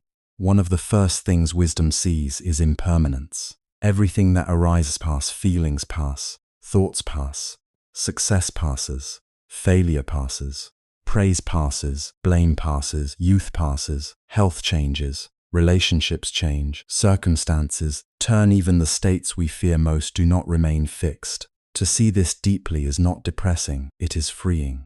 It loosens the desperate grasping that says, I must secure everything permanently. And it softens the terror that says, this pain will last forever. When impermanence is understood, superstition loses some of its glamour. Why? Because the mind no longer imagines life as a rigid script waiting to be decoded. It sees instead a flowing process of conditions. It sees that what unfolds depends on causes, choices, habits, and responses. It sees movement, not destiny carved in stone. And in that movement there is responsibility. Wisdom also sees causation. It begins to notice that suffering does not appear randomly. Certain mental habits lead in predictable directions. Greed contracts the heart, hatred burns it, delusion confuses it, generosity opens it, patience steadies it, truthfulness strengthens it, kindness softens it, collectedness clarifies it. Again and again the practitioner sees that intentions bear fruit, not always instantly, not always dramatically, but lawfully. This seeing builds confidence in the Dharma, because it is no longer borrowed belief. It becomes verified in one's own life. And once a person starts to trust direct seeing, the appetite for magical explanations naturally weakens. Why become obsessed with omens when you can observe the effect of resentment in your own chest? Why cling to lucky dates when you can witness how honesty changes the mind? Why fear invisible curses when you can clearly see how greed disturbs sleep, how anger destroys peace, how compassion relieves burden? Direct understanding is more stable than guessing. It is quieter, humbler, and far less seductive, but it is also far less deceptive. This is how wisdom makes superstition less attractive. It does not need to argue loudly against every claim. It simply becomes more interested in what is verifiable through careful observation. It asks different questions. Not, what special force controls my fate? But, what conditions am I feeding? Not, how can I secure a favorable future through external arrangement? But, what kind of mind am I cultivating right now? These questions cut deeper, they also heal more honestly. And none of this happens in a single burst of inspiration. The Buddha's path is gradual. Life changes through steady practice of wholesome qualities, repeated until they become more natural than the habits that once ruled us. Generosity is practiced when selfishness feels easier. Patience is practiced when irritation wants to win. Loving kindness is practiced when the heart wants to close. Renunciation is practiced when craving keeps promising satisfaction. Truthfulness is practiced when lies seem more convenient. Humility is practiced when pride wants to be fed. This gradual training matters because human beings are shaped by repetition. We become what we rehearse. If we repeatedly indulge bitterness, bitterness becomes familiar. If we repeatedly return to awareness, awareness becomes available. If we repeatedly choose restraint over harm, compassion over cruelty, clarity over intoxication, then the mind slowly rearranges itself. Not perfectly, not instantly, but genuinely. There is tenderness in this understanding. It means no one needs to become pure overnight in order to begin. One honest effort matters. One moment of restraint matters. One act of forgiveness matters. One instance of seeing anger without serving it matters. On the path of Dharma, these are not trivial things. They are the very places where the current of karma begins to turn. And perhaps this is what makes the Buddha's teaching so profoundly human. It does not demand that we control the universe. It asks that we learn to care for the causes we are placing into it. It does not promise immunity from loss, aging, illness, or death.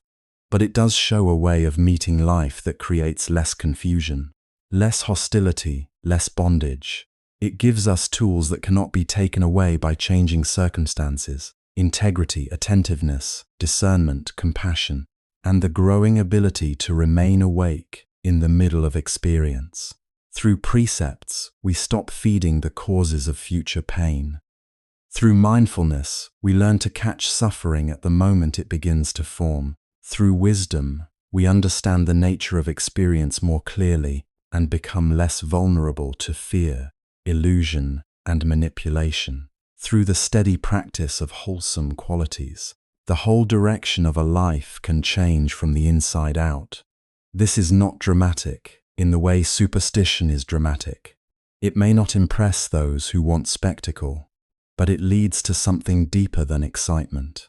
It leads to reliability. It leads to self-respect. It leads to a quieter heart. It leads to a freedom that does not depend on favorable signs. And because it is grounded in understanding rather than fear, it can sustain a person through uncertainty in a way that rituals of anxiety never can. Seen from this angle, the true role of a monk appears in a much clearer and more beautiful light. He is not someone standing at the edge of your life, trying to peek into a hidden future and report back what fate has prepared. He is not a broker of luck. He is not a spiritual merchant offering relief from anxiety in exchange for dependence. What he actually gives is both simpler and far more profound. A true monk gives direction, not prediction. He does not claim to remove uncertainty from human life, because uncertainty is part of the human condition. Birth is uncertain. Health is uncertain. Relationships are uncertain. Success rises and falls. Loss comes without appointment. No one, however gifted they appear, can build a permanent shelter from change. So the genuine renunciant does not pretend to hand people a map of every event that is coming. Instead, he helps them understand why the heart suffers in the midst of change, and how that suffering can be lessened and finally brought to an end. This is a very different kind of help from what many people are used to seeking. So often, when people are frightened, they want someone to tell them what will happen. Will the business survive? Will the marriage last? Is this year lucky? Is that house cursed? Is this face marked by blessing or misfortune? And fear, when it is strong, makes certainty feel like compassion. A promise can sound like wisdom simply because it calms the mind for a moment. But a true monk does not feed that hunger for false certainty. He does something more honest. He turns the person gently back toward the place where transformation is actually possible. He helps them ask different questions. Not, what secret force is controlling my fate? But, what am I doing now with my body, my speech, and my mind? Not, which sign will save me? But, which habits are creating suffering, and which qualities lead to peace?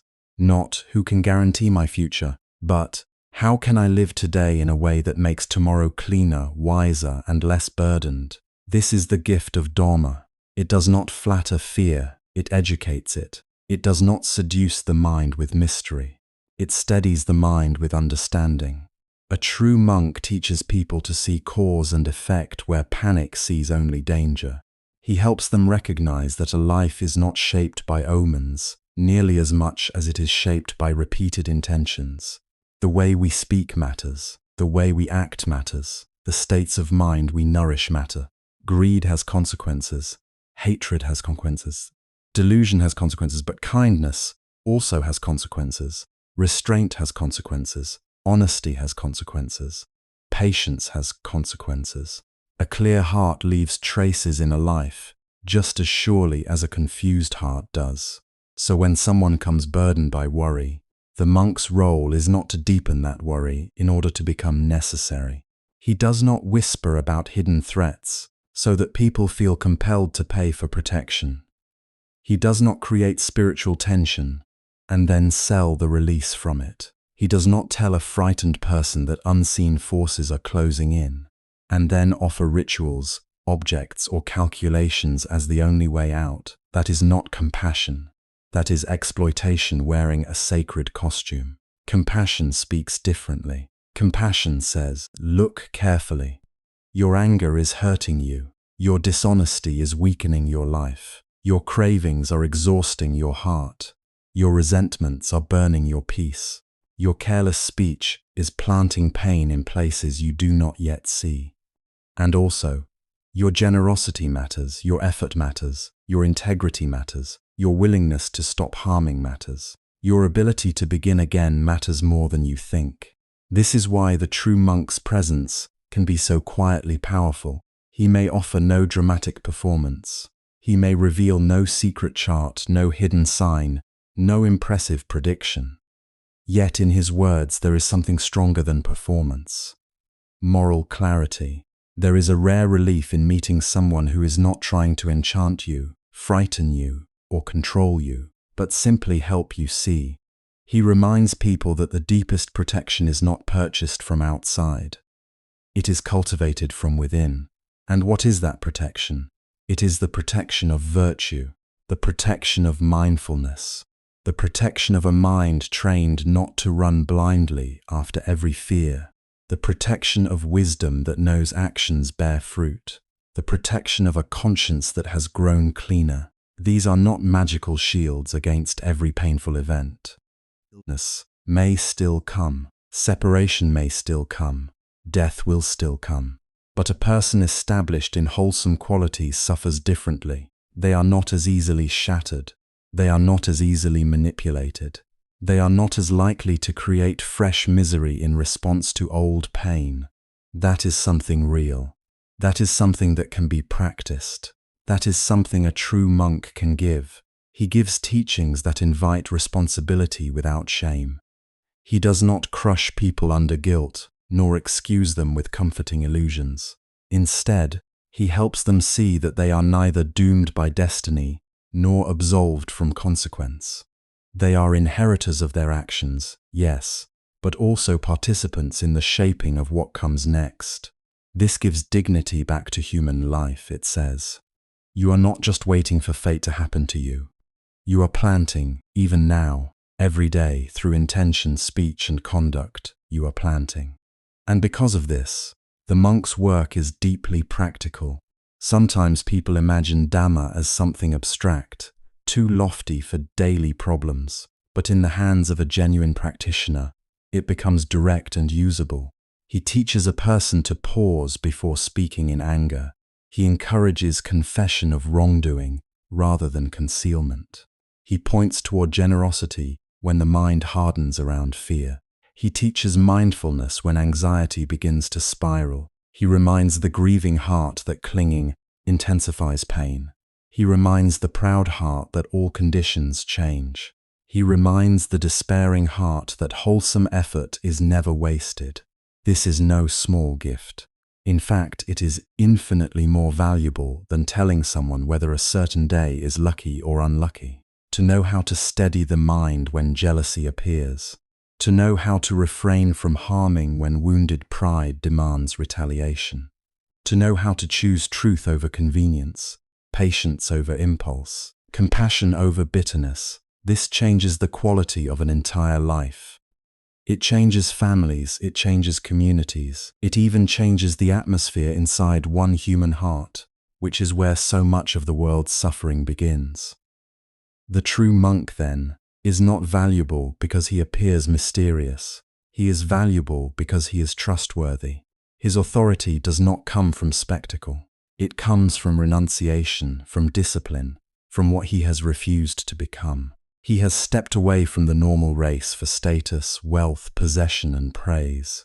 He has accepted a life meant to purify greed, hatred, and delusion. So when he speaks about suffering, restraint, honesty, and liberation, his words carry weight not because they are theatrical, but because they are practiced. This distinction matters deeply.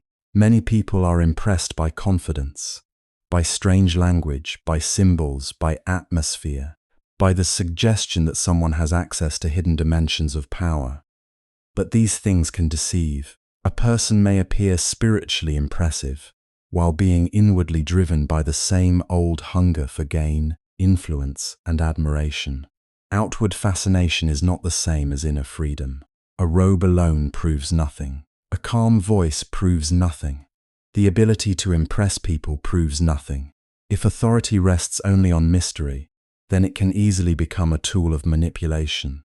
But if authority rests on integrity, then something different is felt. There is less pressure to believe and more invitation to examine, less demand for loyalty and more encouragement toward understanding, less emphasis on the specialness of the teacher and more emphasis on the truth that can be tested in one's own life.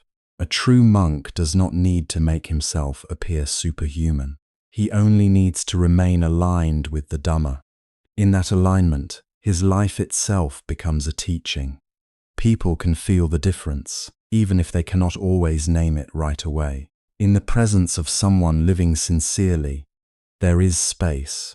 You are not being hunted for your fears. You are not being assessed as a customer. You are not being entangled in psychological dependence. You are being invited to grow up inwardly, to become more truthful, more careful, more compassionate, more awake. The monk is not there to replace your conscience. He is there to strengthen it. He is not there to become the owner of your future. He is there to point you back to the lawfulness of cause and effect, and to the freedom that comes from understanding it. This is why his greatest offering is not comfort in the shallow sense.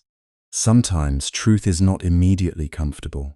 It may ask a person to stop blaming luck and start examining conduct. It may ask them to stop searching for shortcuts and start practicing restraint. It may ask them to let go of fantasies that someone else can erase the fruits of unwholesome living. Yet beneath that challenge is a far deeper compassion than any easy reassurance could provide. Because what the monk offers is not fantasy, it is a path for abandoning harmful habits rather than decorating them with ritual. A path for cultivating kindness rather than bargaining for blessing. A path for cleaning the mind rather than merely calming panic for an afternoon. A path for seeing clearly rather than being dazzled. A path for freedom.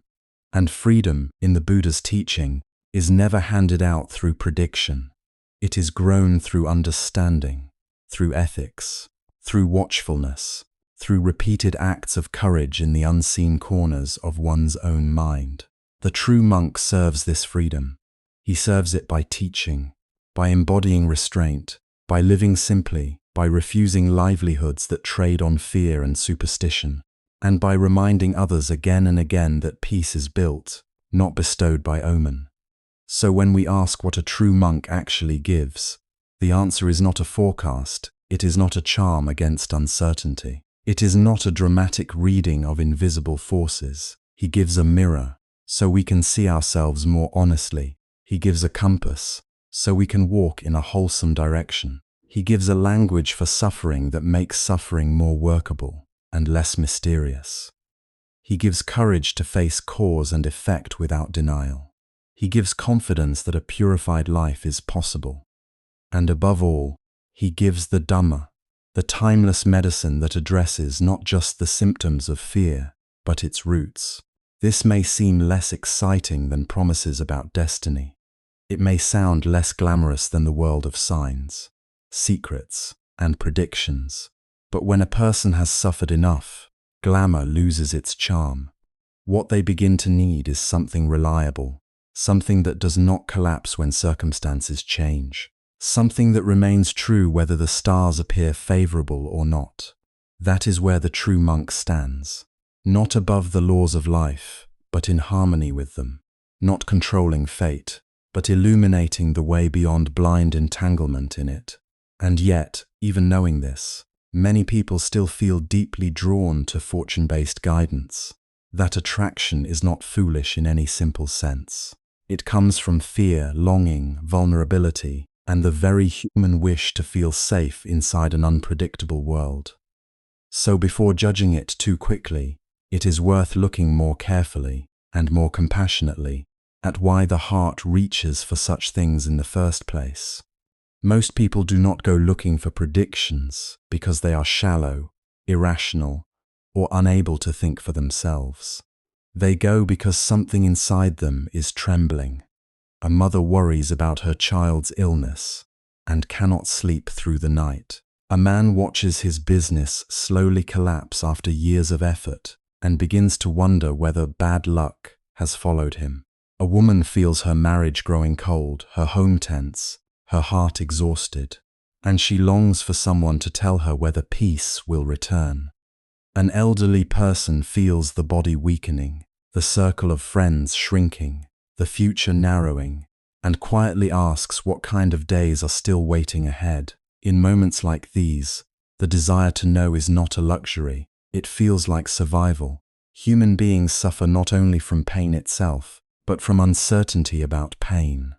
Very often, what drains the heart is not just the loss, the sickness, the conflict, or the failure, but the inability to answer the question, what will happen to me now? That question can become heavier than the event that gave birth to it. When the mind cannot see clearly, it fills the darkness with fear. It imagines the worst. It replays old mistakes.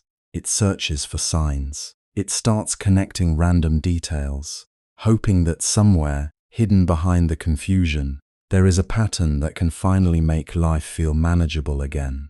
This is why fortune-telling, astrology, feng shui, spirit rituals, omen reading, lucky dates, and promises of unseen protection continue to attract people across generations. Not because modern life has erased fear, but because in many ways it has intensified it. People live under constant pressure. They carry financial burdens, emotional strain, health anxiety, social comparison, family obligations, and a restless sense that one wrong decision can damage everything. Even when surrounded by technology and information, many feel inwardly fragile. Knowledge about the outer world does not automatically calm the inner world. A person may know many facts and still feel deeply lost. Think about illness. When the body becomes unstable, fear enters quickly. A diagnosis, a strange symptom, a treatment that does not guarantee recovery, these can shake a person to the core in that state. Reason may still be present, but it is no longer the only force at work. The heart wants relief. It wants assurance. It wants to hear that this suffering has a limit, that danger can be reduced, that there is still hope. And if someone appears with a prediction, a ritual, a favorable date, a blessed object, or a promise that unseen energies can be corrected, the suffering mind may lean toward it almost instinctively, not because it has become foolish, but because fear makes certainty feel precious.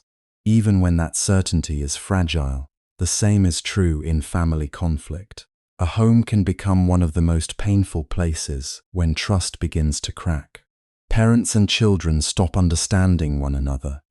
Husband and wife speak with anger or silence. Siblings become divided over money, responsibility, or old wounds that were never healed. When love turns tense, people often feel helpless in a uniquely intimate way. It is easier to face a visible enemy than to endure distance from those one longs to be close to. In that helplessness, many start asking, is our family incompatible? Is this fate? Is there a spiritual obstruction? Is the house facing the wrong direction? Is there some hidden influence making us suffer? These questions do not always arise from superstition alone. Sometimes they arise because the raw work of honest communication, forgiveness, patience, and self-reflection feels painfully difficult, while mystical explanations offer a simpler story to hold. Consider, too, the young student staring at an exam that could decide the shape of an entire career. Years of family expectation rest on a single test date. Sleep grows thin, concentration frays in that state. Even a small promise, a charm to carry into the exam hall, a chant recited the night before, an assurance that the stars favor success this year, can feel like the only thing standing between hope and collapse. The pressure is not imagined, the fear is not shallow. It is the fear of disappointing parents, of wasting years of effort, of losing a future that has not yet arrived. In that fragile moment, prediction offers something concrete to hold on to, even if what it truly offers is only the feeling of holding on. Then there is failure in work and business. Few things wound the human ego quite like watching effort produce disappointment. Someone spends years building a livelihood only to encounter debt, betrayal, market collapse, or repeated bad timing. Another person moves from one opportunity to the next and still cannot gain stability. After enough setbacks, the mind begins to search for causes beyond ordinary circumstance. It says, maybe I am unlucky, maybe my birth chart is wrong, maybe my office is arranged badly, maybe this year is cursed for me. Such thoughts can become especially attractive when a person feels ashamed. To blame unfavorable cosmic patterns may feel less painful than facing confusion, fear, or the need to begin again from humility. Prediction can become a shelter for wounded pride. Loneliness, too, pushes many people toward these things. Not all suffering is dramatic. Some of it is quiet and ongoing. A person can go to work, come home, speak politely, smile when needed, and still carry an aching emptiness for years. They may wonder whether they will ever find a loving partner, whether they are destined to remain alone, whether anyone truly sees them. In such a condition, even a vague promise can feel intoxicating. To be told that love is coming, that a soul connection is near, that one's fate will improve after a certain month or year. These messages can soothe a wound that has been waiting a long time for tenderness.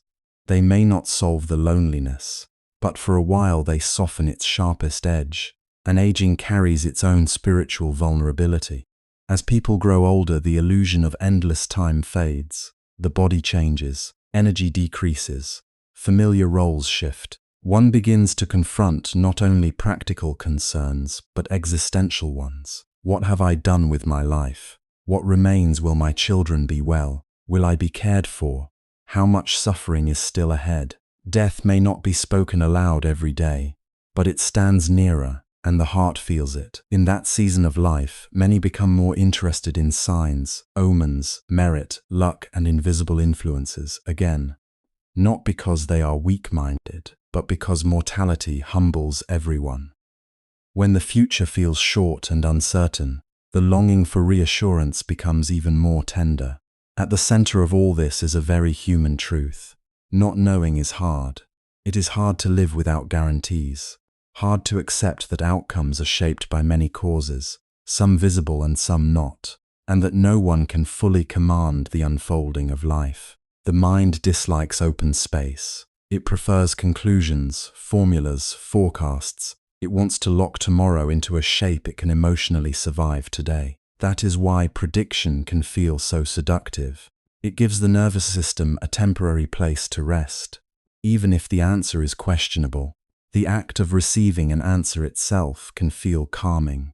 Uncertainty narrows the chest. A prediction opens it, at least for a moment, and that moment matters. We should not dismiss it carelessly. If someone in pain feels soothed, even briefly, that reveals a real need underneath the belief. The need is not stupidity. The need is comfort, direction, meaning, and relief from inner chaos. If we laugh at people for seeking fortune-based guidance, we often miss the deeper story. We see the outer behavior and ignore the wound. We criticize the method while failing to recognize the desperation that made the method attractive in the first place. Compassion asks more of us than that. It asks us to look beneath appearances and see the trembling heart. Still, there is a difference between understanding why people seek something and believing that what they seek truly heals them. This is where discernment becomes necessary, because although predictions may calm anxiety for a little while, they often do so without addressing the roots of suffering. In some cases, they can even deepen the cycle. A person receives one prediction, feels relieved, then becomes dependent on the next. One ritual does not fully remove fear, so another is needed. A favorable date helps for a week, then a new worry appears. A warning about bad energy creates fresh anxiety that must be managed through more consultation, more offerings, more adjustments, more emotional dependence. The pain does not disappear, it changes costume. That is why the issue is not the pain that drives someone to seek help. The pain is real, the fear is real, the longing for safety is real. No wise heart should mock that. The deeper issue is the kind of help being offered. Does it strengthen clarity, responsibility, and inner steadiness? Or does it keep the person circling around fear in a new form? Does it encourage maturity, ethical living, patience, and understanding of cause and effect? Or does it train the mind to chase reassurance from outside itself again and again? These questions matter because not every form of comfort is healing, and not every answer leads toward freedom. In many cases, prediction feels easier than transformation, precisely because transformation asks so much from us. It asks us to look inward. It asks us to observe our habits, our speech, our desires, our anger, our attachments, our ways of causing harm to ourselves and others. It asks us to cultivate patience when we want immediate change, discipline when we want shortcuts, honesty when we would rather hear flattering stories. Inner work is slow. It does not always produce dramatic emotional relief in a single afternoon. It requires effort, humility, and continuity. By comparison, a prediction can be received in minutes, a ritual can be purchased, a charm can be worn, a direction can be changed. The outer act feels simple, tangible, and fast. This is one reason people may prefer being told what is coming over being asked who they are becoming. The first soothes curiosity and anxiety. The second awakens responsibility. To be told, your luck will improve may feel pleasant. To be asked, how are you shaping your life through your actions, your speech, and your mind, is more demanding. Yet the second question carries the seed of real change. The first may comfort us for a while. The second can transform the ground we stand on. But transformation rarely seduces the ego as quickly as prediction does. It does not sparkle. It does not flatter. It quietly asks us to grow up inwardly. And perhaps that is why compassion is so essential here. If we want to help people move away from dependence on superstition, condemnation will not do it. Shame will not do it. Intellectual superiority will not do it. A frightened heart does not become wiser by being humiliated.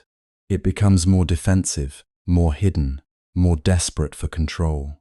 What helps is a gentler truth, to recognize the suffering, to honor the human need beneath it, and then to point towards something deeper and more trustworthy. Not a harsher judgment, but a more liberating path. When someone clings to fortune-based certainty, what they often need most is not ridicule but refuge. They need a way to face sickness without collapsing into panic, to meet family conflict without surrendering to blame, to endure failure without turning it into cosmic doom, to bear loneliness without defining their worth by it, to grow old without being haunted by every shadow of fear. They need teachings and companionship that strengthen the heart from within, not systems that make the heart ever more dependent on external signs. They need to discover that peace does not come from controlling every unknown, but from learning how to live wisely in the midst of the unknown. This is precisely why the Buddha's teaching is so tender and so demanding at the same time, because real compassion does not simply hand us the answer we are craving in the moment. Real compassion asks a deeper question. What will actually reduce suffering? Not just today, not just for an hour, but in the long course of a human life. This is where many people misunderstand the Buddha's refusal to endorse fortune-telling, omen reading, lucky dates, protective rituals, and fear-based spiritual services. At first glance, that refusal can seem severe. Someone comes in pain, full of anxiety, desperate for certainty, and the monk does not give them a magical guarantee. He does not say, "Your stars will change next month." He does not whisper, "This ritual will remove your misfortune." He does not build a shelter out of illusion, just because illusion feels soothing for a little while. But that is not lack of kindness. That is a higher form of kindness. A compassionate person does not feed a thirst that cannot truly be quenched by what is being offered. If someone is burning with fear, and we give them a superstition to cling to, We may calm them for a night, perhaps for a week, but we also strengthen the habit that made them fragile in the first place. We teach the mind to keep looking outside itself for rescue. We train the heart to believe that peace depends on secret signs, favorable timings, invisible forces, or the approval of someone claiming spiritual access to destiny. And then, when life uncertain again, that same fear returns, often stronger than before. The Buddha's compassion works differently. It does not deny fear, but it refuses to worship fear. It does not mock human vulnerability, but neither does it turn vulnerability into a marketplace. It sees clearly how easily suffering people can be persuaded, especially when they are grieving, frightened, sick, lonely, or confused. And because it sees that clearly, it becomes even more careful, not less. A true monk, then, carries a grave responsibility. He is not there to use the language of holiness to increase dependence. He is not there to make people feel that their future hangs on his private powers, his predictions, or his special access to hidden forces. If he did that, even gently, even with a soft voice and comforting gestures, he would still be doing harm. He would be giving authority to delusion while wearing the robes of renunciation. He would be turning the suffering of others into an opening for control. So when a monk refuses to tell someone whether their face reveals bad luck, whether their house direction blocks prosperity, whether a ceremony can erase misfortune, or whether a date alone can determine success or failure, that refusal should not be mistaken for indifference. In many cases, it is a disciplined act of compassion. It is the refusal to deceive. It is the refusal to take a frightened mind and bind it more tightly to the very patterns that keep it fearful. This kind of compassion can feel disappointing at first, because the human heart often wants immediate relief more than lasting freedom. We want someone to tell us, "Don't worry, everything will be fine." We want a sign that removes uncertainty. We want a blessing that guarantees the outcome we hope for. We want to believe that one punstment can save us from the consequences of confusion, neglect, anger, greed, or unexamined habits. In moments of distress, this desire is deeply understandable. The Buddha never asks us to be ashamed of that desire. He asks us to understand it. He points us towards something more reliable than reassurance. He points us toward causes and conditions. He points us toward karma, not as punishment, but as responsibility. He points us toward the living truth that our actions matter, our intentions matter, our speech matters, the habits we repeat matter, the state of our mind matters. He teaches that transformation does not come from bargaining with fate. It comes from cultivating the conditions that support clarity, steadiness, compassion, restraint, and wisdom. That is why truth-based compassion often sounds quieter than superstition. It does not dazzle. It does not dramatize. It does not promise mastery over the unknown. Instead, it says, be patient, guard your speech, restrain harmful impulses, keep your precepts, care for your parents, be honest in livelihood, notice your anger before it becomes action, learn how craving disturbs the mind, sit with your fear without becoming its servant, train attention, develop kindness, reflect carefully. Do not keep planting causes of suffering and then beg the universe to remove the fruits. To a mind hungry for miracle, this may sound ordinary, but in fact it is extraordinary because it returns human dignity to the person who suffers. It tells them, your life is not fixed by a horoscope, trapped in the geometry of a room, or sealed by an ominous reading. You are not doomed by a sign. You are not saved by a charm.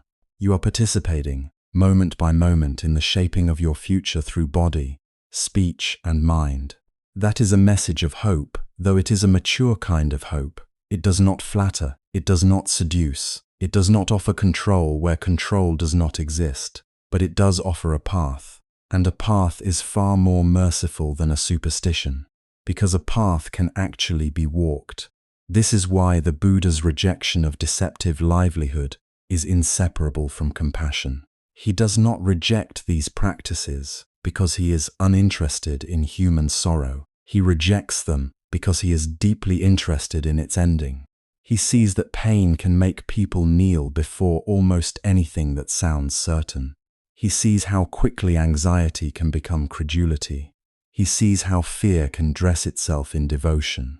And out of that understanding, he protects people, not only from outer exploitation, but from the inner habit of surrendering wisdom whenever life becomes unstable. A monk faithful to this teaching must therefore learn how to accompany pain without exploiting it. That is not easy.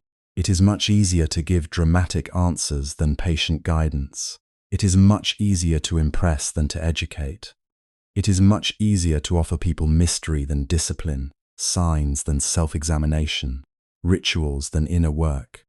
But the easier thing is not always the kinder thing. Suppose someone comes in deep distress after a business failure, convinced they are cursed. A fear-based spiritual response might intensify the panic. Perhaps the date was unlucky. Perhaps the ancestral energy was disturbed. Perhaps an enemy sent harmful forces. Once this framework takes hold, the person may become more dependent, more suspicious, more obsessed with managing symbols, and less able to look honestly at greed, haste, poor judgment, dishonesty, or attachment. The surface feels explained, but the roots remain untouched. Truth-based compassion would respond differently. It would make room for the pain. It would not dismiss the heartbreak of loss, but gently, steadily, it would help that person look at the actual conditions involved. What choices were made? What expectations were driving them? What habits clouded discernment? What can now be learned?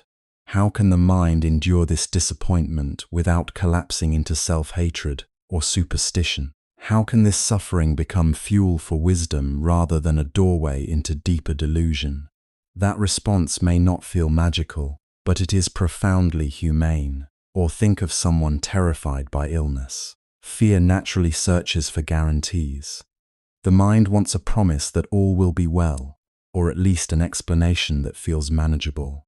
In such a moment, a manipulative religious figure could easily gain influence by linking sickness to unseen curses, planetary misalignment, ominous signs, or rituals that must be purchased, repeated, or obeyed. The suffering person may comply, not because they are foolish, but because fear narrows vision. A true monk does something more difficult and more compassionate. He honors the fear without feeding the fantasy. He encourages wise care, moral steadiness, mental clarity, and remembrance of impermanence. He helps the person find courage to live this moment well, rather than imprisoning them inside a web of symbolic terror. He reminds them that even in sickness, dignity remains possible, kindness remains possible, a clear mind remains possible, merit remains possible, liberation remains possible. That is compassion without illusion. It is not cold, it is not dry, it is not merely philosophical, it is deeply intimate, because it meets a person where suffering is most tender while refusing to poison to that tenderness with lies. It says, in effect, I will not exploit your fear. I will not turn your uncertainty into my authority. I will not offer you sacred-sounding deception just because the truth requires more courage. I will stay with you, but I will not mislead you. There is immense love in that restraint, and there is immense respect. For when people are treated only as consumers of comfort, their deepest capacities are ignored. But when they are guided in Dharma, they are treated as beings capable of awakening, capable of ethical transformation, capable of developing wisdom, capable of bearing reality without collapsing into helplessness. The Buddha's path does not infantilize the suffering heart. It strengthens it. This strengthening happens slowly. It happens when a person begins to see that anxiety does not have to dictate action. It happens when they stop chasing auspicious signs and start examining intention. It happens when they notice that resentment creates more pain than any unlucky day. It happens when generosity softens possessiveness.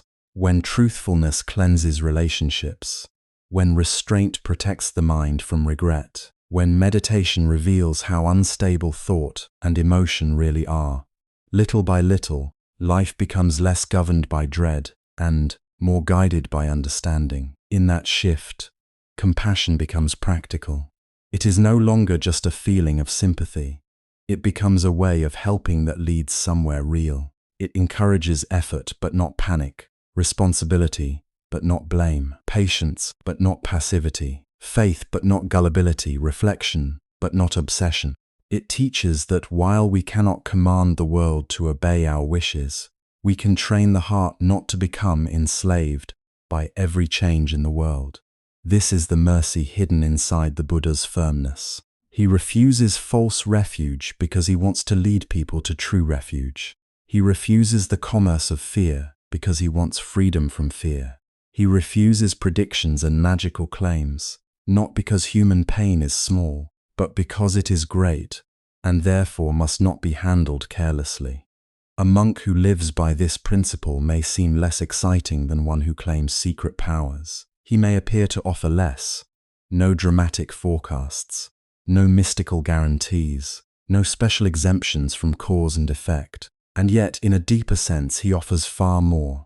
He offers honesty. He offers moral clarity. He offers companionship rooted in reality. He offers a teaching that helps a person stand on their own feet inwardly, even when outward life is unstable. He offers the rarest gift, not dependency, but liberation. This is why the Buddha's path remains so radical.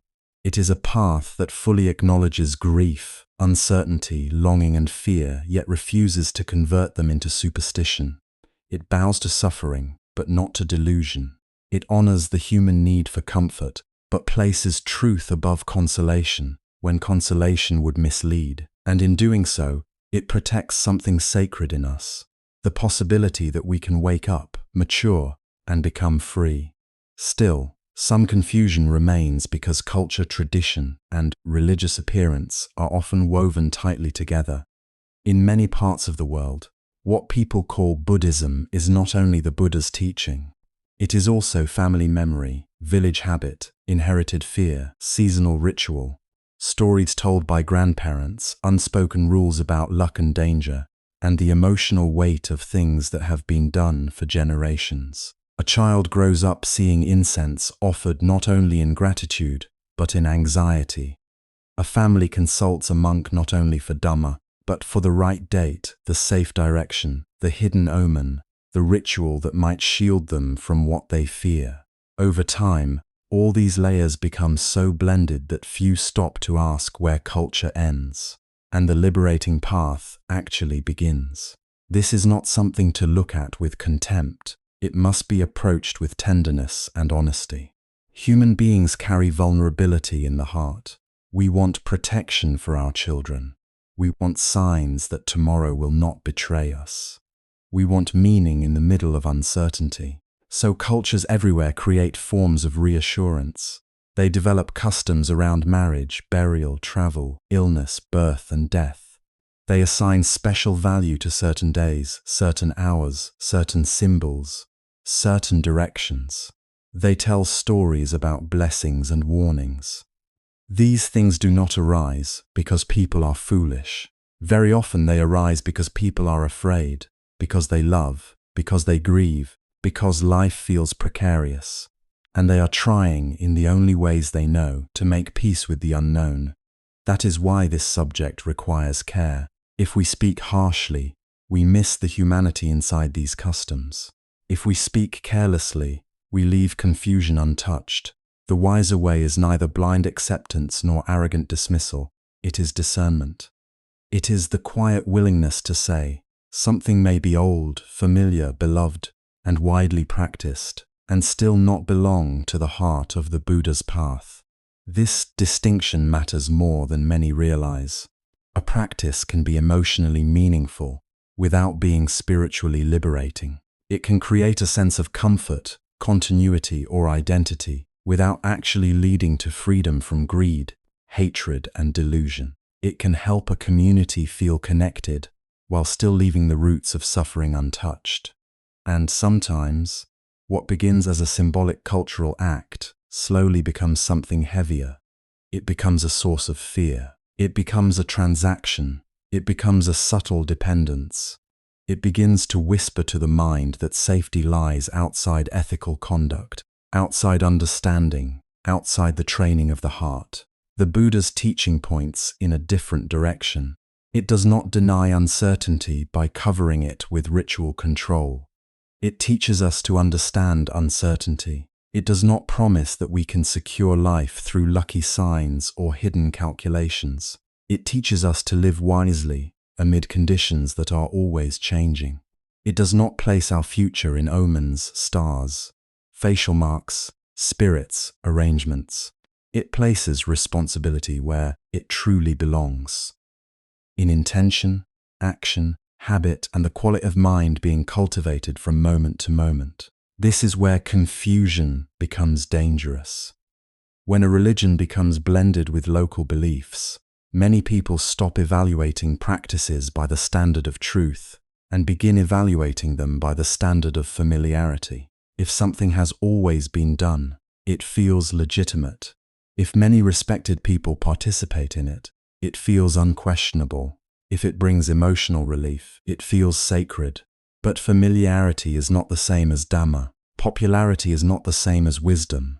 And relief is not always the same as liberation. A person may say, "But this is our tradition." Yes, it may be. But tradition by itself does not determine whether something uproots suffering. Another may say, "Our elders believed this." That too may be true. But sincerity in the past does not automatically make a belief aligned with the Buddha's awakening. Someone else may say, "Everyone in our community does it, even the religious leaders." But large numbers do not transform confusion into clarity. If many people repeat the same habit for centuries, it can become deeply established without becoming deeply true. This is especially important when discussing practices related to fortune-telling, spirit, fears, omen reading, choosing auspicious dates, ritual protection, and symbolic acts meant to alter destiny.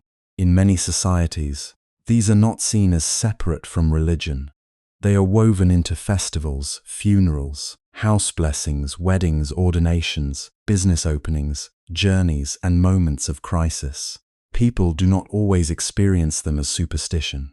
Often they experience them as care, as reverence, as responsibility, as respect for what came before. And yet, we still have to ask the essential question: do these things lead the mind toward freedom, or do they quietly bind it more tightly to fear and craving? That question changes everything. Because once we ask it seriously, we begin to see that not every sacred-looking act is beneficial in the deepest sense. Some acts calm the mind for an hour but feed delusion for years. Some customs appear harmless, yet they strengthen the belief that external arrangements can outweigh moral conduct. Some rituals seem devout, yet they subtly train people to seek rescue without inner transformation. And some practices, though clothed in religious language, keep the heart revolving around the same old impulses: fear of loss, hunger for control, desire for advantage, aversion to uncertainty. The Buddha did not teach a path of helplessness before unseen forces. He taught a path of awakening through understanding cause and effect. He taught that suffering has causes, and that those causes can be known. He taught that wholesome actions bear fruit, unwholesome actions bear fruit. And the mind is shaped by what it repeatedly does, says, and intends. This teaching is demanding because it does not flatter our wish for shortcuts. It does not let us place the burden of our life in the geometry of a building, the timing of a ceremony, or the prediction of a specialist. It asks us to look at anger, dishonesty, attachment, jealousy, vanity, and confusion. It asks us to take responsibility for the heart. That is a much less dramatic message than promising hidden knowledge about destiny. It is less exciting than predicting luck or danger. It may even feel less comforting at first, because it removes the fantasy that someone else can decode our fate and fix it for us. But in another sense, It is profoundly dignifying. It returns human beings to the field where transformation is actually possible. Not in magical protection, but in ethical living. Not in manipulation of signs, but in purification of intention. Not in dependence on mystery, but in wisdom born of direct seeing. When this perspective is forgotten, people may begin judging Buddhism itself by what they see around them locally.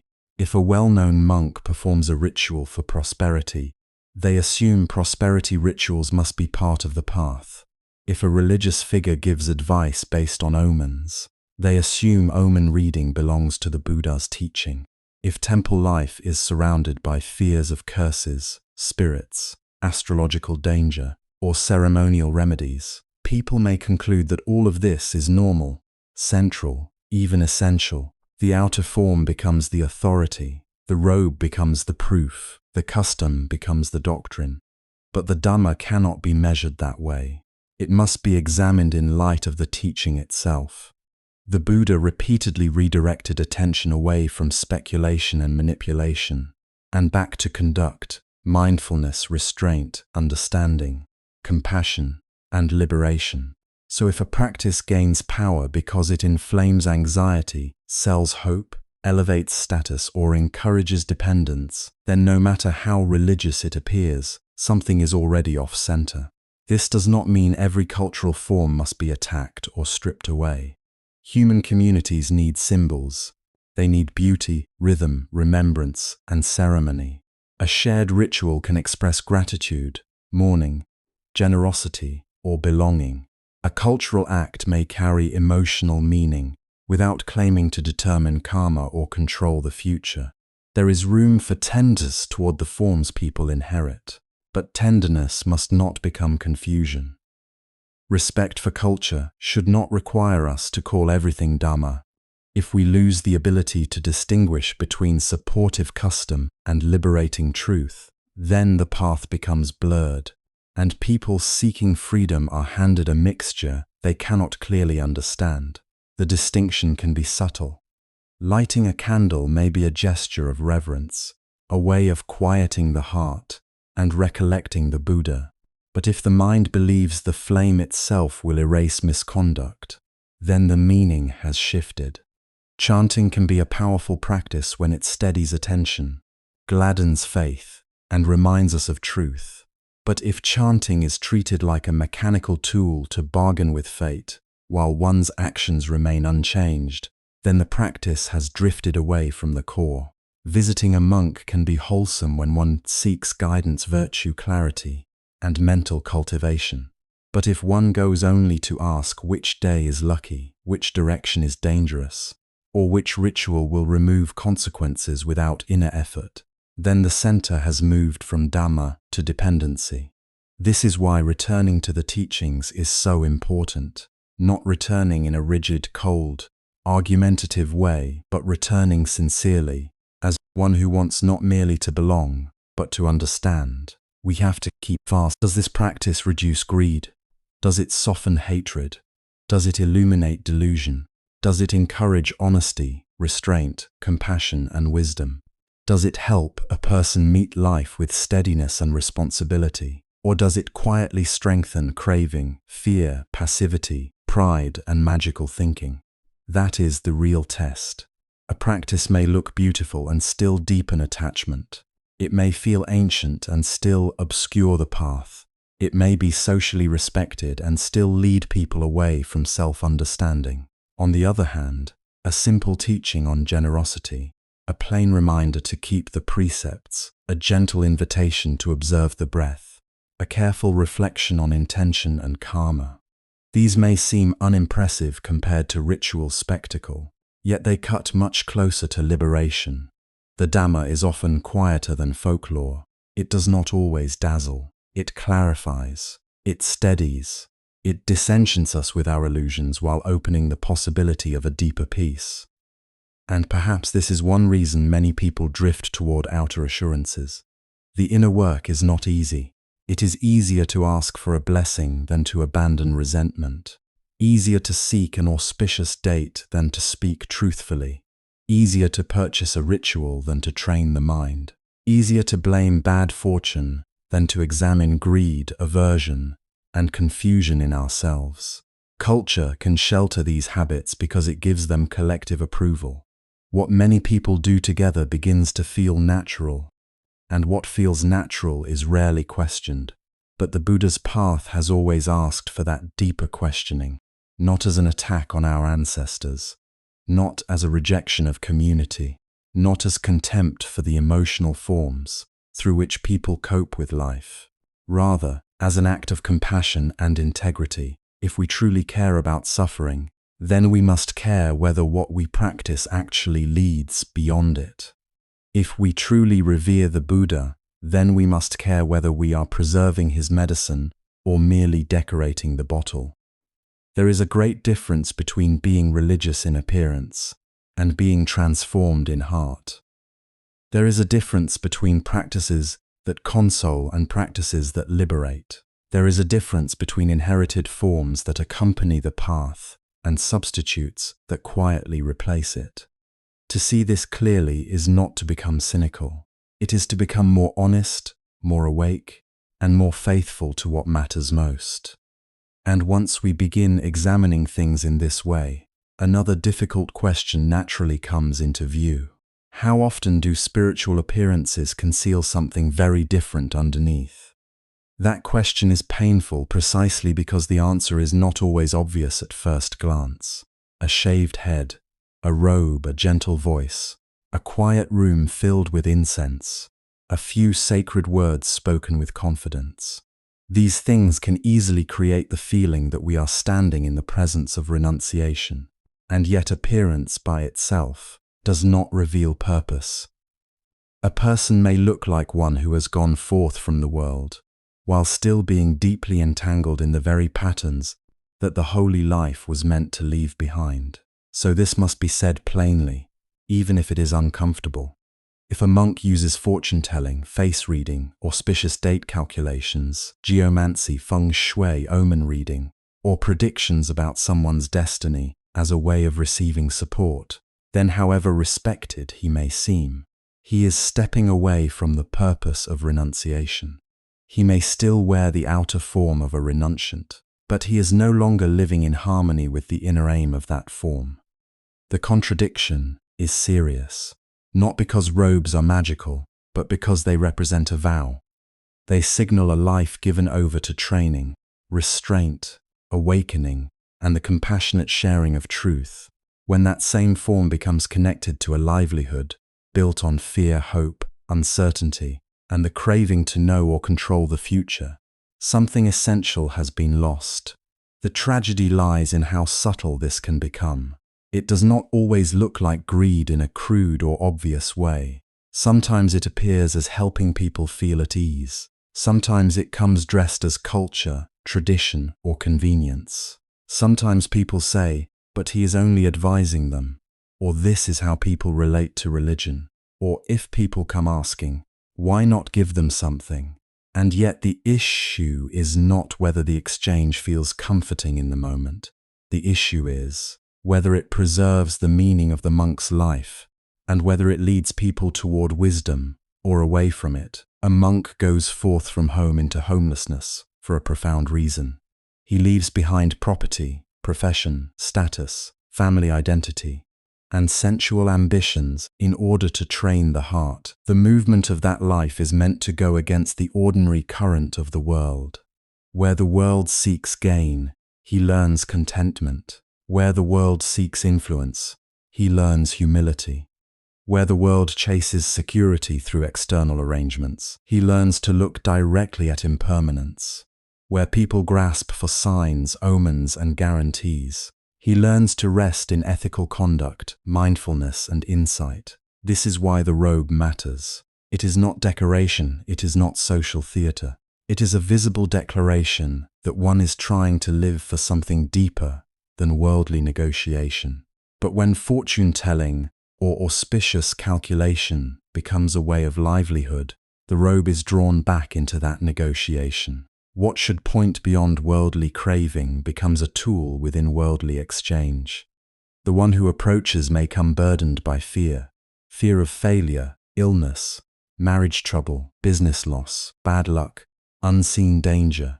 The one in robes may then offer hidden knowledge, special timing, favorable direction, a reading of facial signs, a prediction of what is to come, and in return there comes support, loyalty, praise, gifts, dependence, or reputation.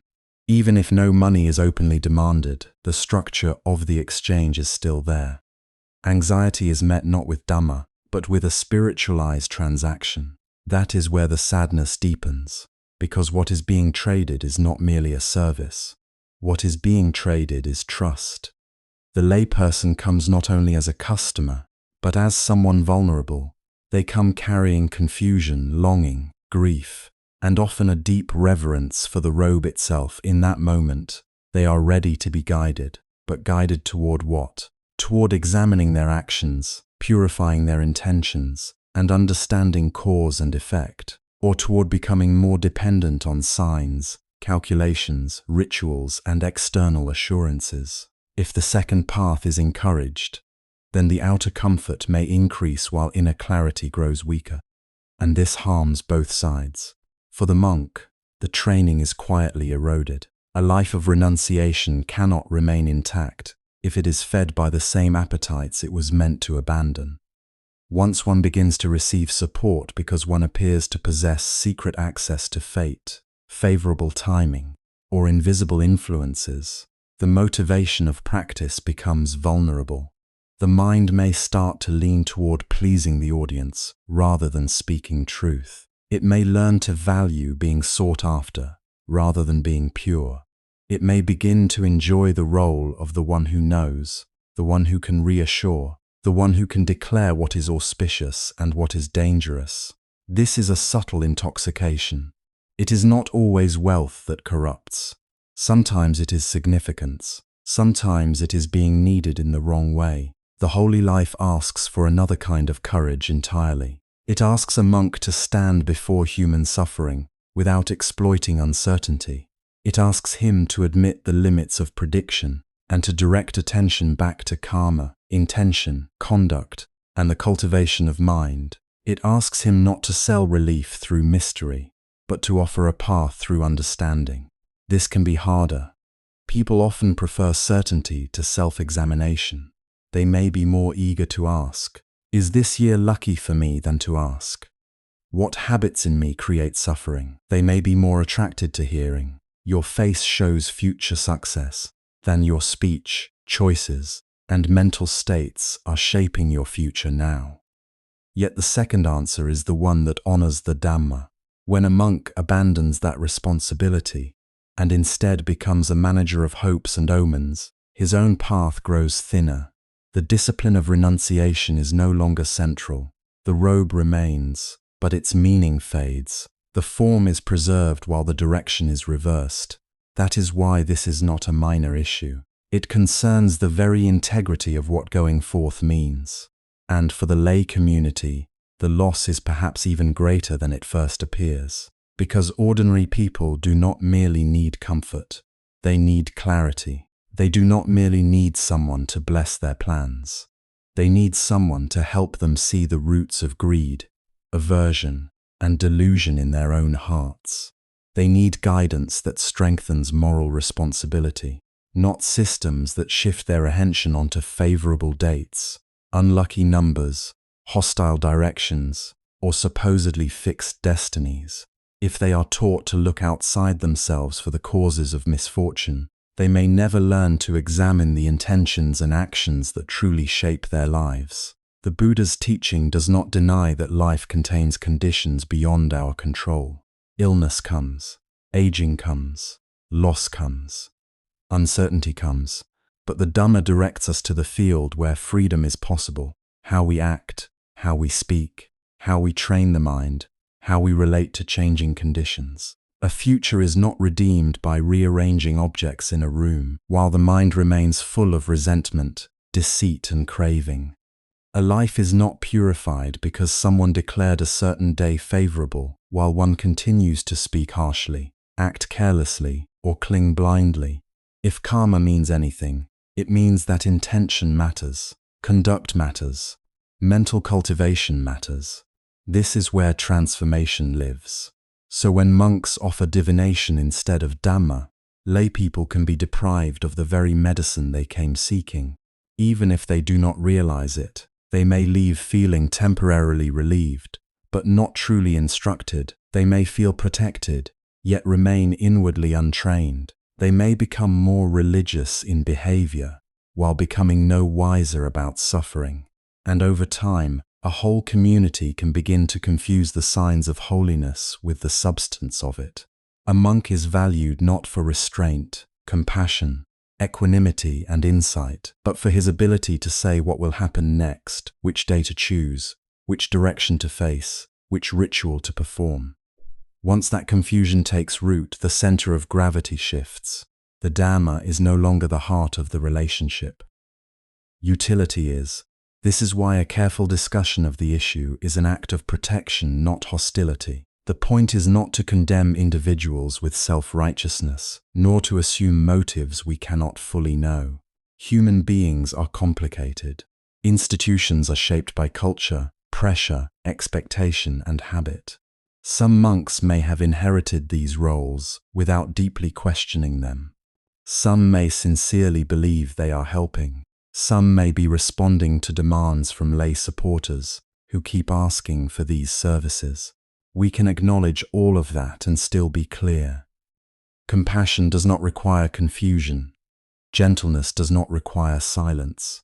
If something weakens the meaning of the path, then naming it honestly is part of caring for the path. To protect the robe is not to protect prestige.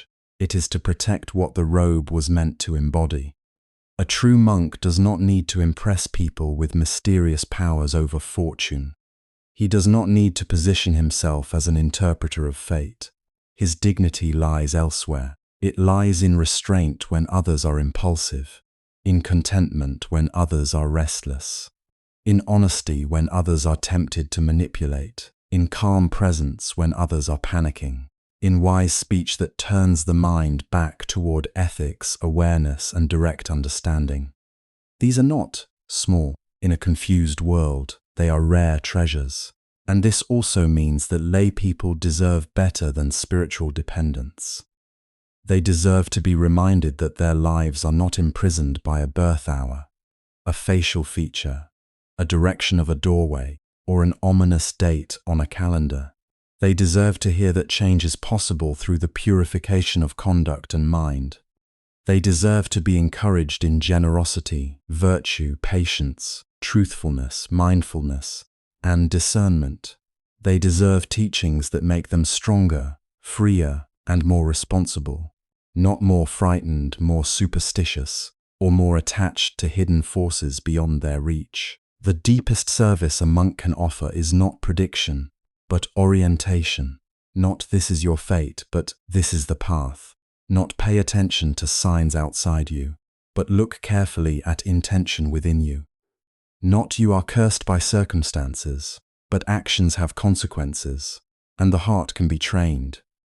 This kind of guidance may not always satisfy immediate cravings for certainty, but it nourishes something far more precious. Right view. And without right view, even sincere religious devotion can drift into darkness. So, when we say that a monk may wear the form of renunciation while missing its aim, we are not mocking the form.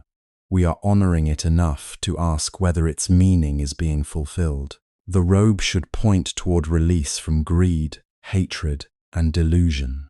It should remind the world that there is another way to live, one not driven by possession, performance, or fear. If instead it becomes part of a system that trades in prediction and dependency, then the symbol remains while the message is weakened. That is a loss for the monk, for the layperson, and for the living legacy of the Buddha's teaching. To see this clearly is sobering, but also necessary, because once we understand what is at stake, we begin to realize that reverence alone is not enough. Sincerity alone is not enough. Good intentions alone are not enough.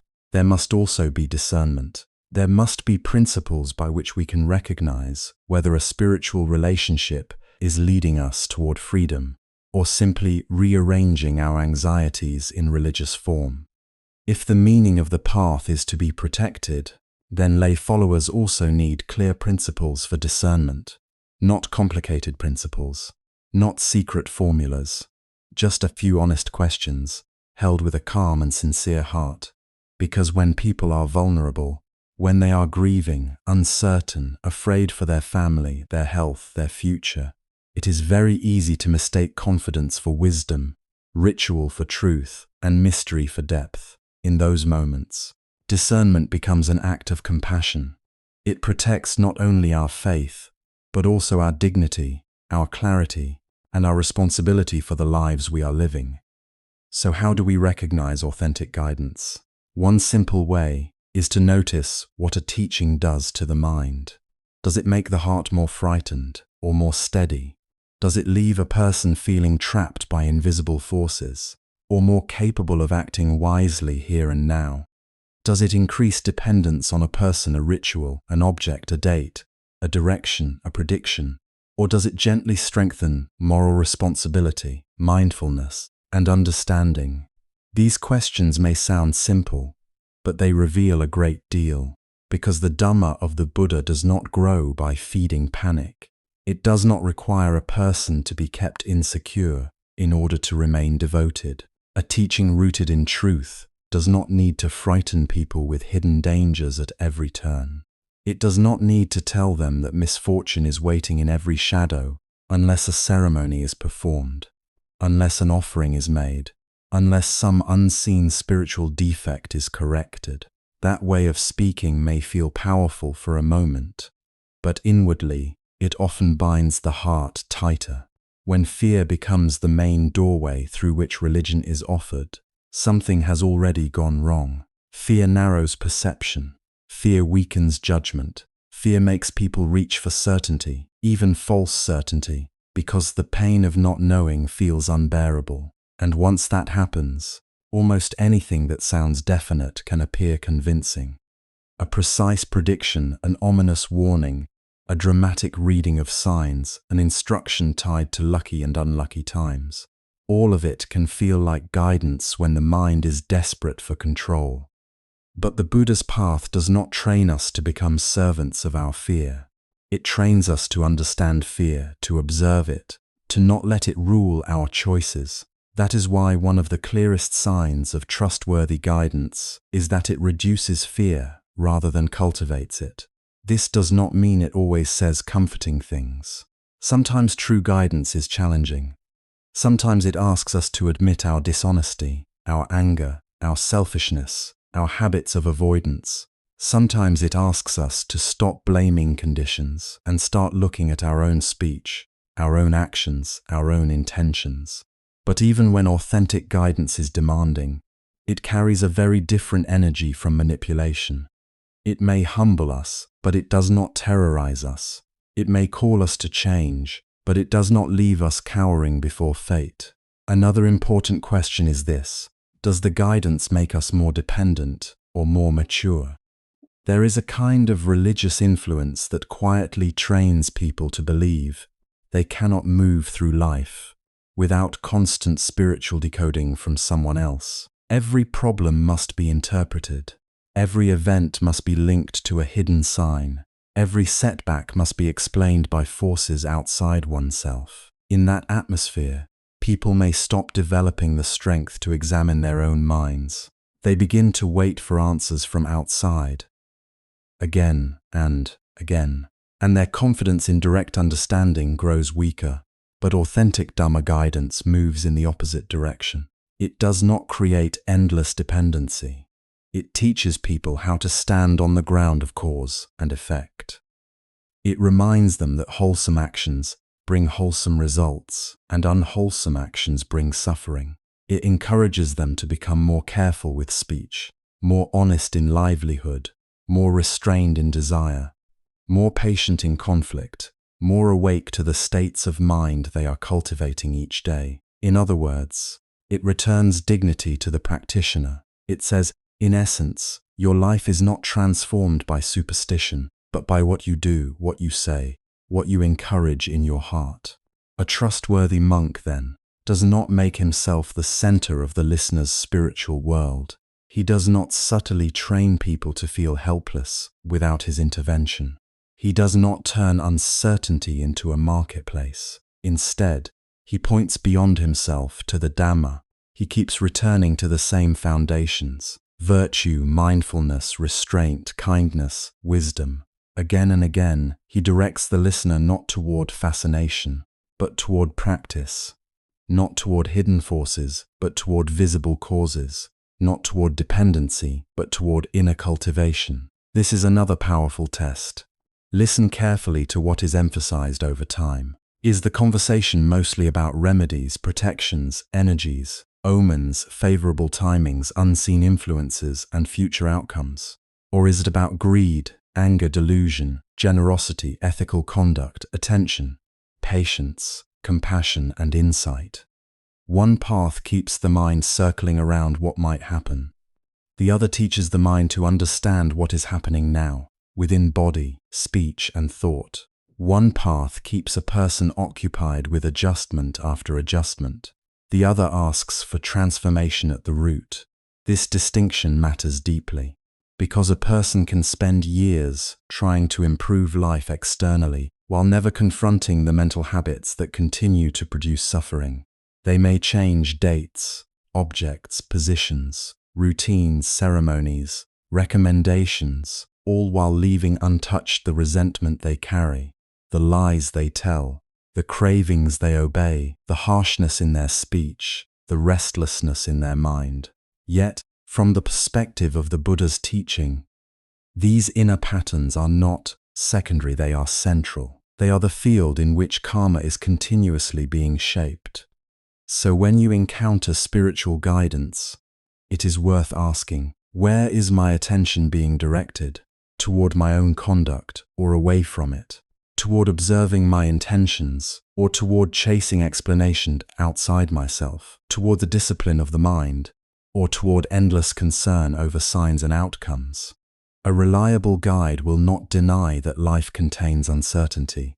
He will not pretend that pain can be completely avoided. But he will help you meet uncertainty with wisdom, not with superstition. He will help you respond to difficulty with clarity, not with magical thinking. Authentic guidance also has a certain honesty to it. It does not promise control over the uncontrollable. It does not suggest that every sorrow can be prevented if one only discovers the right hidden method. It does not flatter the human wish to secure a painless future. Instead, it helps us grow strong enough to live wisely in a world where gain and loss, praise and blame, pleasure and pain, success and failure all still move through human life. The purpose of the path is not to make us masters of destiny through secret access. The purpose is to free the heart from ignorance and craving, so that we can live nobly within conditions as they are. For this reason, the test of spiritual guidance is not how mysterious it sounds. Mystery can be seductive. Vague language can sound profound. A dramatic manner can appear convincing. Special claims can attract attention, but none of these are reliable measures of truth. The real question is much quieter. After receiving this guidance, is the mind clearer or more confused? Is the conscience stronger or weaker? Is there more humility, more patience, more care in speech, more commitment to what is wholesome? Or is there simply more fascination, more anxiety, more obsession with what might happen next? Clarity is not always glamorous, but it is precious. Integrity is not dramatic, but it is liberating. Peace does not always come with spectacle, but it leaves a trace that the heart can recognize. When guidance is genuine, even if it challenges us, something in us becomes more settled. We may not get the answer our fear wanted, but we receive something better, a way to live, a way to meet life without deception, a way to stop outsourcing our moral and spiritual responsibility, a way to stop negotiating with shadows while neglecting the causes we are planting every day. It is also helpful to notice whether a teacher encourages examination or discourages it. Authentic guidance does not fear wise questioning. It does not demand blind surrender to personal authority. It does not rely on keeping people mentally passive.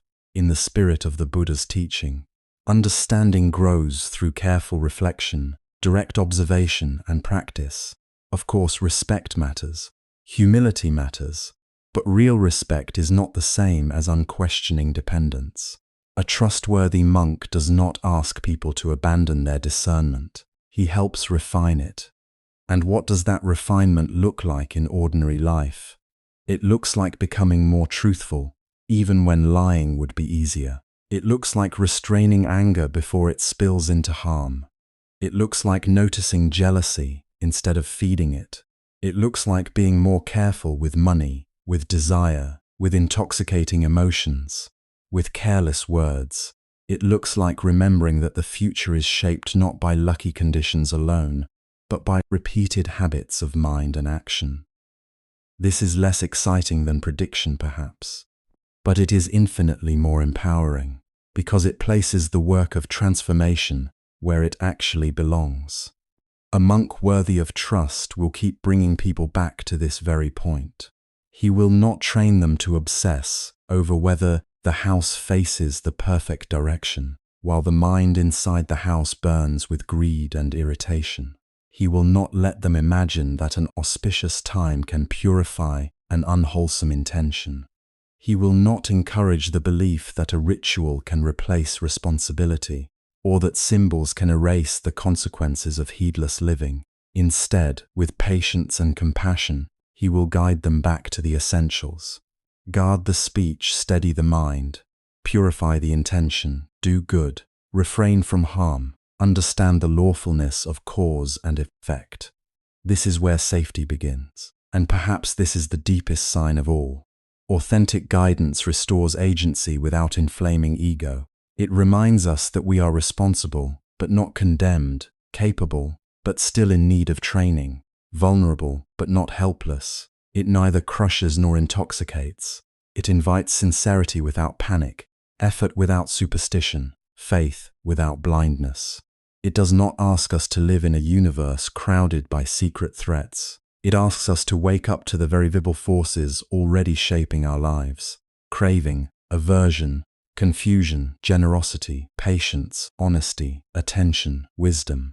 When guidance is rooted in Dhamma, the mind gradually becomes less enchanted by spectacle and more devoted to truth. A person begins to see that peace does not come from knowing every future event, but from cleansing the causes of suffering in the present.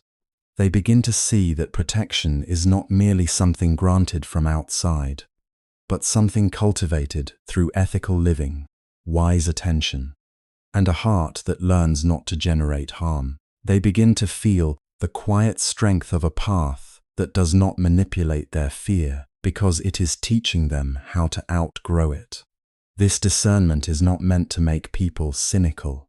It is meant to make them clear, not hard-hearted, but steady-hearted, not suspicious of everything, but able to tell the difference between what liberates and what entangles. The Buddha's teaching deserves that care. So does the human heart, and once that discernment is established, something beautiful becomes possible. We no longer have to wander anxiously between promises and warnings, between prediction and appeasement, hoping to secure peace from outside. We can begin to turn toward a deeper refuge, one not built on superstition, but on awakening, truth, and the training of the heart. What begins to open here is not merely a new opinion about religion, but a different way of standing in life itself. So many people spend years searching for reassurance that can be purchased, arranged, or received from outside. A date is chosen, an object is placed in a corner, a warning is avoided, a ritual is performed, and for a little while the heart feels calmer. But that kind of comfort is often as fragile as the fear that created it. It lasts until the next uncertainty arrives, until another loss appears, until another question about the future begins to press on the mind. Then the searching starts again. This is why the Buddha's way is so radical and so compassionate. It does not promise that uncertainty will disappear. It does not tell us that if we can only discover the right sign, the right blessing, the right arrangement, then life will finally stop changing.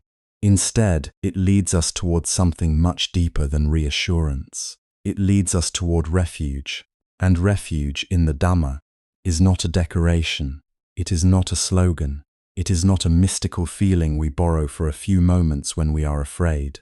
It is something that grows slowly, honestly, quietly, inside a person who is willing to train. It is formed through how we live, how we speak, how we act, how we look at the movements of the mind, and how sincerely we learn from cause and effect. This refuge cannot be handed over like a charm. It cannot be bought like a service. It cannot be guaranteed by someone else's prediction. It has to be cultivated, lived, and known directly. There is a kind of relief that comes when someone tells us, "Do not worry. The signs are favorable." But there is another kind of peace altogether when we know, even if conditions change, I do not have to collapse with them. These are not the same. One depends on hearing what the frightened mind wants to hear. The other comes from developing a heart that has learned steadiness. One tries to secure the world. The other trains the heart to meet the world wisely. This difference matters more than it may seem, because when fear enters the mind, it rarely wants truth first. It wants comfort first. It wants to be told that nothing painful will happen, that loss can be prevented, that misfortune can be negotiated away, that hidden forces can be managed if only we know what to do. This impulse is deeply human. It is not something to hate, but if it remains unexamined, it becomes the doorway through which confusion enters. We begin to trade wisdom for soothing stories. We begin to prefer certainty, even false certainty, over the vulnerable honesty of not knowing. The Buddha offered another possibility.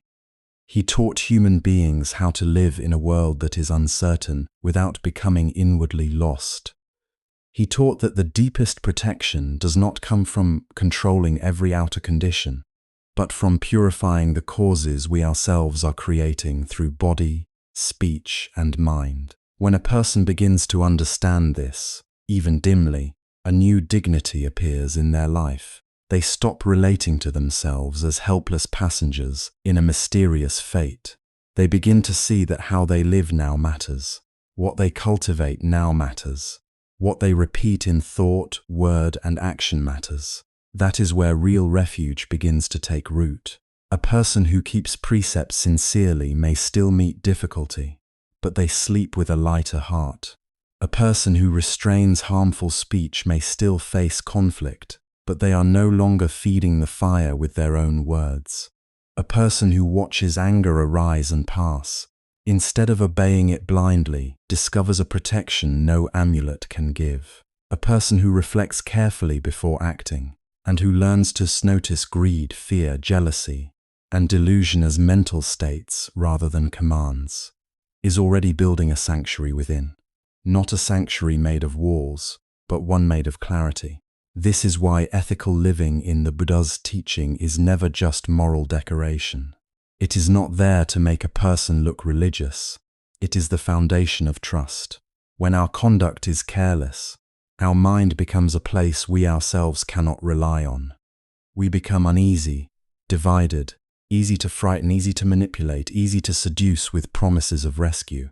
But when our conduct becomes cleaner, the mind begins to gather strength. A person who does not deliberately harm, deceive, exploit, or intoxicate themselves into heedlessness starts to feel a quiet kind of safety. Not because life has become perfectly controlled, but because inner conflict has begun to lessen. And from that point, mindfulness becomes something precious. To observe the mind is to discover how much suffering is intensified, not only by events, but by the way the mind reacts to them. A small uncertainty can become a storm when fear keeps feeding it. A passing disappointment can become bitterness when the mind clings and repeats it. A painful condition can become despair when it is interpreted through the belief that one has been cursed, abandoned, or doomed. But when mindfulness is present, even for a moment, we begin to see another truth. Thoughts, feelings are arising. Fear is arising. Craving for assurance is arising. None of these need to become our master. This kind of seeing changes everything slowly but profoundly. We start to understand that protection is not always the removal of difficulty. Sometimes protection is the wisdom that prevents difficulty from turning into unnecessary suffering. Sometimes protection is the pause before a harmful word. Sometimes protection is the humility to admit, I do not know the future. Sometimes protection is remembering karma, that intentions matter, actions matter, habits matter, and that the life we experience is deeply shaped by what we are cultivating now. For many people, this realization is both challenging and liberating. It is challenging because it removes the fantasy that someone else can arrange our destiny while we remain inwardly unchanged. But it is liberating because it returns us to the one place where transformation is actually possible. The heart and mind being lived right now. If I am consumed by greed, no external sign can make that harmless. If I am ruled by hatred, no auspicious date can turn that to peace. If I am drowned in delusion, no beautiful arrangement of objects can substitute for wisdom. Yet if I begin to train even imperfectly, then something authentic begins to grow, and what grows is not superstition, but confidence. Not arrogance, but confidence, the confidence that comes from testing the Dharma in one's own life. The confidence that comes from noticing that generosity softens the heart, that truthfulness stabilizes relationships, that restraint reduces regret, that meditation reveals restlessness, craving, and fear in a way that makes them workable instead of mystical, that loving kindness changes the texture of one's inner world, that wisdom does not remove aging, illness, separation, or death, but changes our relationship to them so completely that we are no longer shattered in the same way. This is a refuge that does not depend on a perfect horoscope, a favorable omen, or the blessing of hidden powers. It does not rise and fall with each new promise or warning. It becomes a ground under the feet, quiet, durable, intimate. A person may still weep. A person may still be uncertain. A person may still have days of confusion. But somewhere within there is less panic, because they are no longer trying to build their life on what cannot be secured. That is one of the most beautiful truths in the Buddha's path. Refuge is not escape from conditions. It is a wiser relationship to conditions. The rain still falls, the body still ages, loved ones still change, plans still fail. The world still moves according to causes far greater than our preferences. But the heart does not have to remain childish before all this, always demanding guarantees, always bargaining for immunity. It can mature. It can learn to stand in reality without being crushed by it. To take refuge in the Buddha, Dharma, and Sangha, in the deepest sense, is to enter this maturation. It is to stop asking only, how can I make life obey my wishes? And begin asking, how can I understand life clearly enough to stop creating unnecessary suffering? It is to stop leaning entirely on external assurances and begin developing internal illumination. This does not make a person cold or detached from the world. In many cases, it makes them more tender, because they are no longer exhausted by endless fear. Their energy is freed for kindness, patience, honesty, and compassion. There is a profound intimacy in this kind of refuge. It is not distant. It is not reserved for saints. It begins in very ordinary moments. In choosing not to lie, even when lying would be convenient. In noticing envy without feeding it. In pausing before speaking harshly. In returning to the breath when anxiety begins to spiral. In reflecting after a painful event. Not why has fate targeted me, but what is happening in this mind right now, and what leads out of suffering. These moments may look small from the outside, but they are the architecture of awakening. Little by little, a lamp is being lit.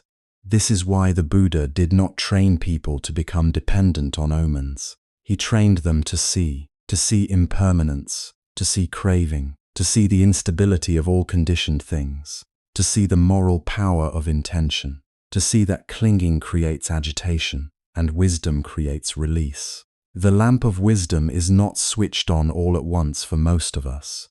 It is kindled through repeated honesty, through humility, through returning again and again to what is wholesome, even when the mind still longs for easier answers.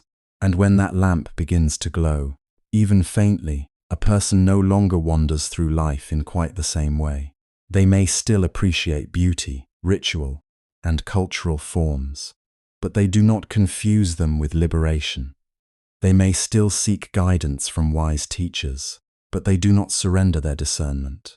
They may still hope for good outcomes, but they no longer believe that peace depends on controlling every unknown. Something inside has shifted from dependence to understanding. This shift is deeply transformative because it restores responsibility without becoming heavy. It tells us gently but firmly that no one can purify our mind for us. No one can walk our path for us. No one can hand us freedom while we continue feeding greed, hatred, and delusion. Yet it also tells us something incredibly hopeful. Because suffering has causes, it can be understood. Because it can be understood, it can be reduced. Because the heart can be trained, liberation is not a fantasy. In that sense, the Dharma is not cruelly demanding, it is profoundly empowering. A purchased reassurance always leaves a person needing more signs, more confirmation, more rituals, more protection, more promises that things will go well. But cultivated refuge does the opposite. It simplifies, it steadies, it reduces the compulsion to keep grasping outside because something trustworthy is being formed inside. Not a rigid identity, not spiritual pride, but a quiet center rooted in ethics, mindfulness, and wisdom. And perhaps that is why this refuge feels so beautiful when it is finally tasted, because it does not flatter our fear. It frees us from being governed by it. It does not seduce us with the fantasy of total control. It teaches us a peace deeper than control. It does not ask us to worship destiny. It asks us to understand causality. It does not make us passive before life. It invites us into the noble work of transformation. So, the true gift of a genuine spiritual life is not the ability to tell people what will happen next. It is the ability to help them discover what in them does not have to be ruled by fear, greed, or delusion. It is to help them trust that the most meaningful protection grows from virtue, wise attention, and insight.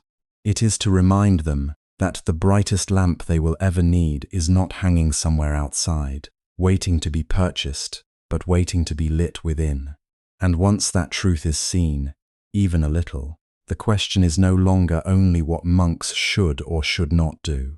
The horizon becomes wider, because if inner refuge is the real protection, then the responsibility to preserve, embody, and support that understanding belongs not to monastics alone, but to the whole community of those who value the path.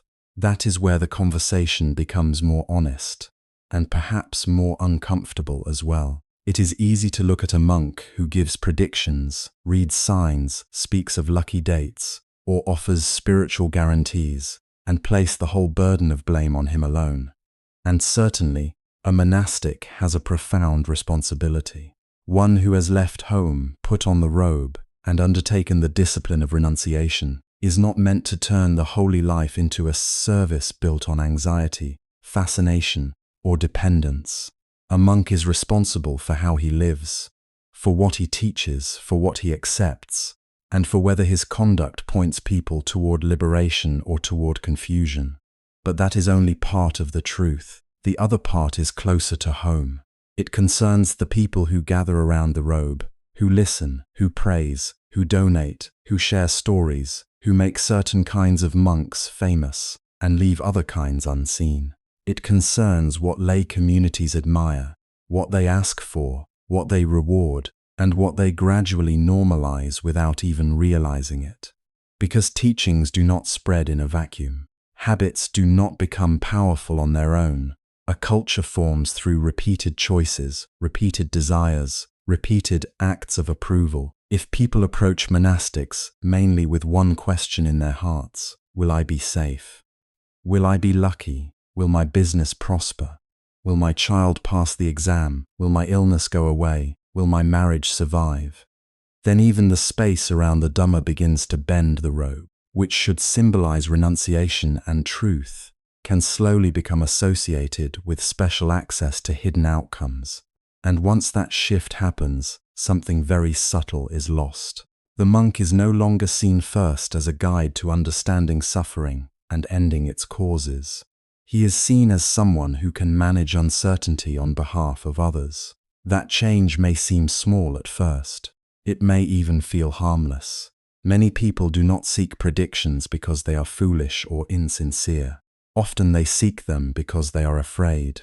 Life is uncertain. The future is fragile.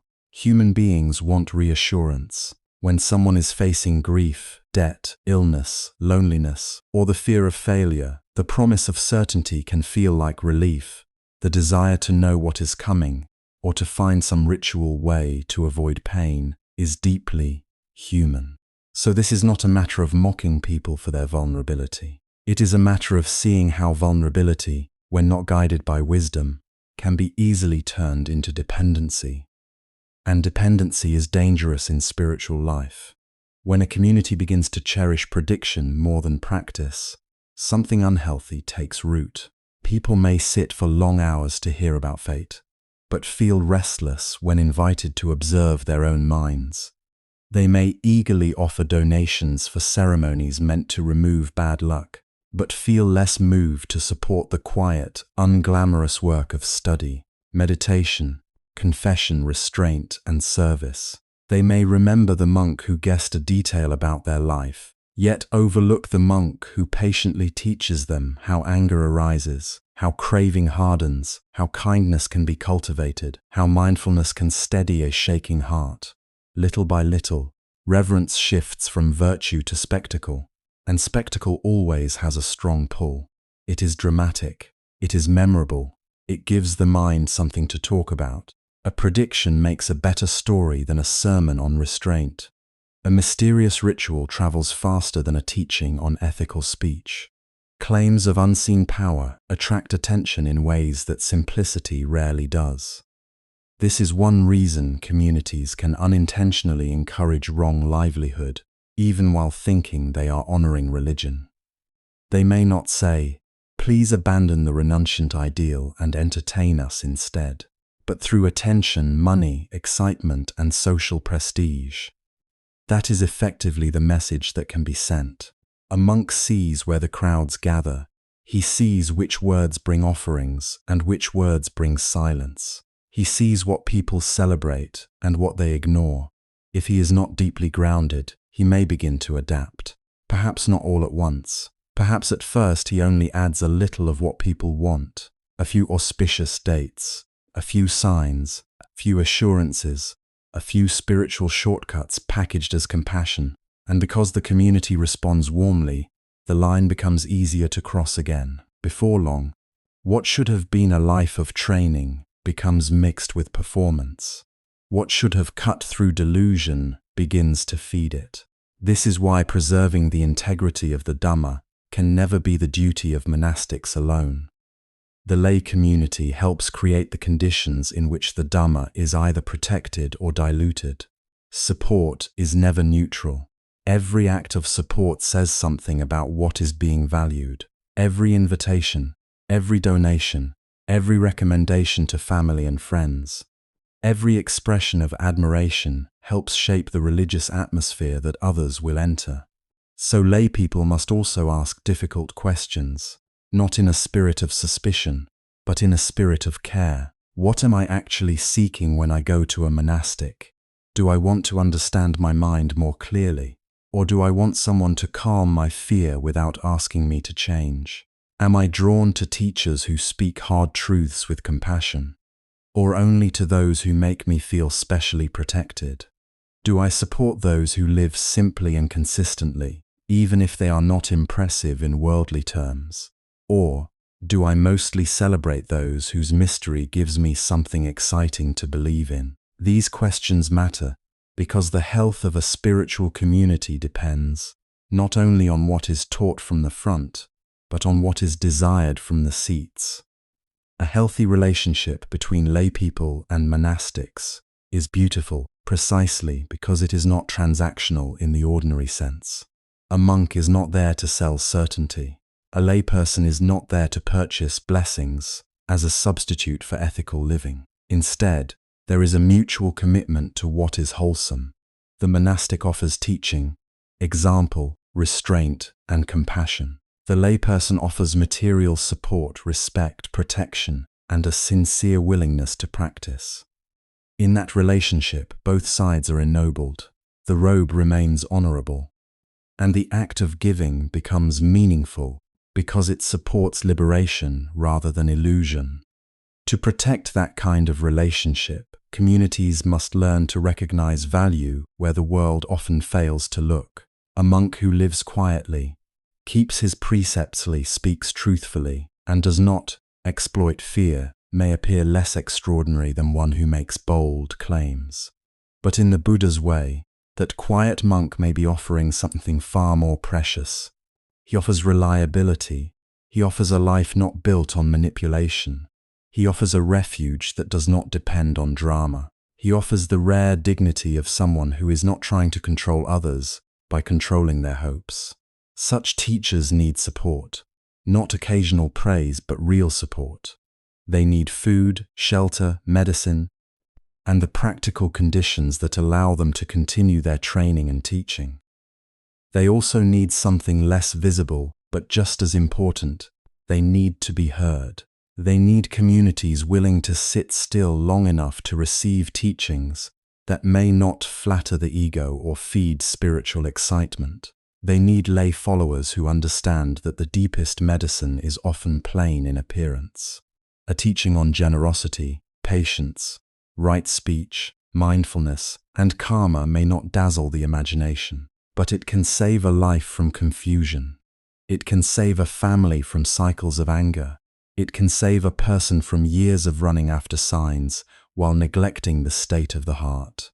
This is how a wiser culture is built. Not by force and not by shaming, but by realignment, by slowly learning to admire what is truly admirable, by honoring the monk who refuses to trade in fear, by trusting the teacher who points us back to our own conduct, our own intentions, our own responsibility, by becoming less impressed with spiritual display and more grateful for moral clarity, by understanding that the one who does not promise magical control over the future may be the very one who is most faithfully preserving the path to freedom.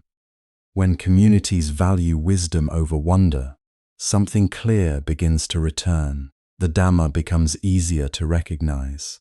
It no longer hides behind spectacle. It no longer competes in the marketplace of spiritual services. It stands in its own quiet strength. Cause and effect become more visible. The importance of virtue becomes more intelligible. Meditation is no longer treated as secondary to ritual solutions. The training of the mind regains its rightful place. And ordinary people, even amid all the pressures of life, can begin to feel that the path is available to them, not because someone will predict their destiny, but because someone will teach them how to live. That change benefits everyone. It protects sincere monastics from the pressure to become performers. It protects lay people from exploitation. It protects young generations from inheriting a distorted image of religion in which holiness is confused with mystery and authority is measured by supernatural appeal. Most importantly, it protects the heart of the Buddha's teaching, that suffering has causes, that those causes can be understood, and that freedom grows through ethical conduct, mental cultivation, and wisdom. Of course, no community becomes pure overnight. Human beings will always be tempted by certainty, by charisma, by the comfort of outsourcing responsibility. There will always be moments when fear makes simple promises seem irresistible. So this shared responsibility is not a final achievement. It is an ongoing practice of remembering what the robe is for, remembering what support is for, remembering that reverence becomes dangerous when it is detached from discernment, remembering that faith is healthiest when it walks together with wisdom. And perhaps this is one of the most compassionate things lay people can do for monastics, not to demand from them what the Buddha never asked them to provide, not to pressure them, openly or subtly, into becoming guardians of luck, interpreters of fate, or brokers of invisible advantage, to allow them the dignity of being what they vowed to be, renunciants, practitioners, and teachers of a path that asks for honesty before it offers peace.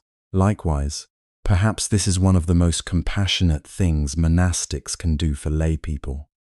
To resist the seduction of being admired for powers the Dhamma does not center, and instead to keep pointing, again and again, to the patient work that truly transforms life, to remind people that their future is being shaped not by omens, but by choices, not by the arrangement of external signs, but by the cultivation of the heart, not by flattering hopes, but by understanding cause and effect clearly enough to stop planting the seeds of suffering. When both sides accept this responsibility, something deeply hopeful becomes possible. The monastery is no longer a place where fear goes shopping for reassurance. It becomes a place where confusion can be met with clarity, where grief can be held with compassion, where ethical strength is nourished, where the mind learns to bow not to superstition but to truth. The lay community is no longer merely an audience looking for spiritual services.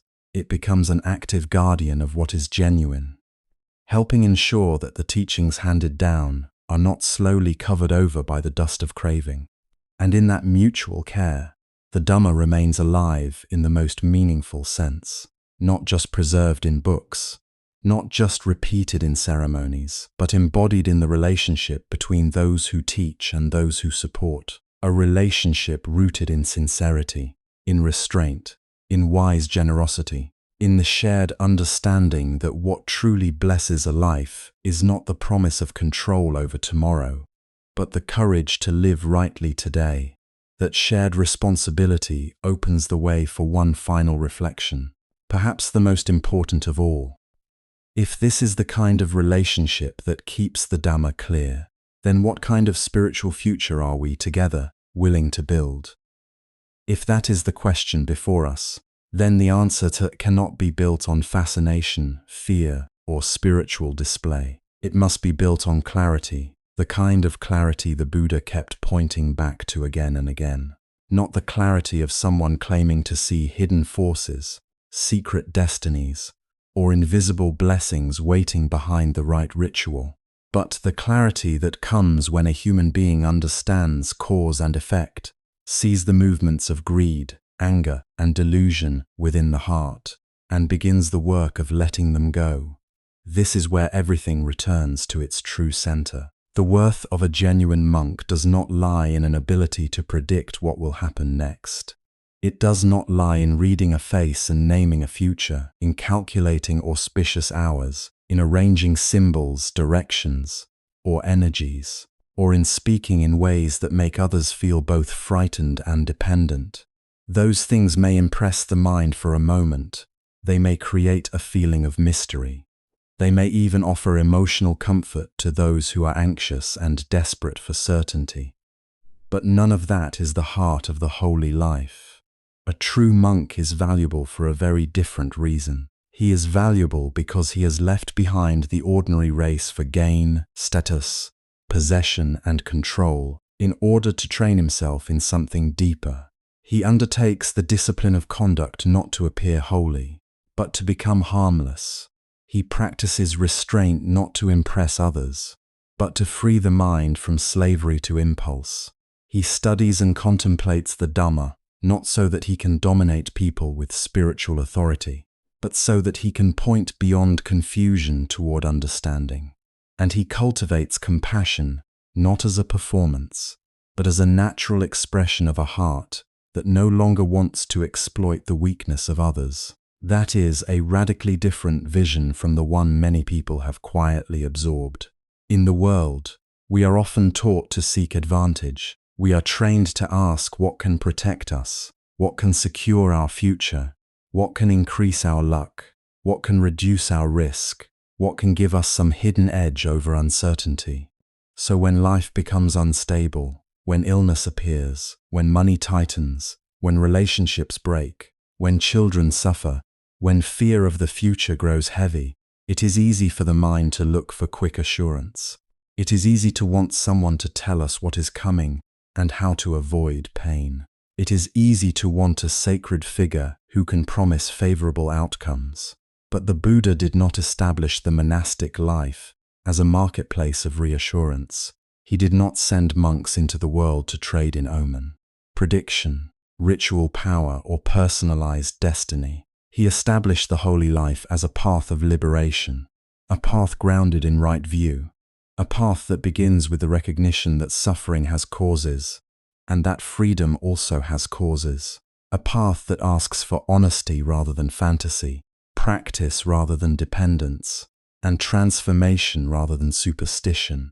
That distinction matters deeply, because when people are taught to put their trust in signs, predictions, birth details, directions, lucky days, or the authority of someone who claims special access to fate, they are subtly moved away from the center of the Buddha's teaching.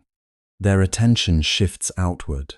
They begin to search for salvation in external arrangements. They become vulnerable to fear when told that unseen danger is near, and vulnerable to hope when promised that one special act will erase difficulty. But the Buddha's teaching calls us inward in a very different way. It asks us to look at intention, speech, action, habit, and mental cultivation. It reminds us that what shapes a life most deeply is karma, what we repeatedly do through body, speech, and mind. That teaching is at once more demanding and more beautiful. More demanding because it does not allow us to escape responsibility by blaming stars, dates, spirits, or misaligned forces. It asks us to see that our choices matter, that our speech leaves traces, that our actions condition our future, that the mind we train today becomes the life we inhabit tomorrow. But it is also more beautiful because it restores dignity. It tells us that we are not prisoners of a cosmic script written somewhere beyond our reach. It tells us that change is possible. It tells us that even in the middle of difficulty, the path of wholesome action remains open. So when a true monk speaks, what does he offer? He offers reminders to keep the precepts, because moral restraint protects the heart from remorse and protects the world from harm.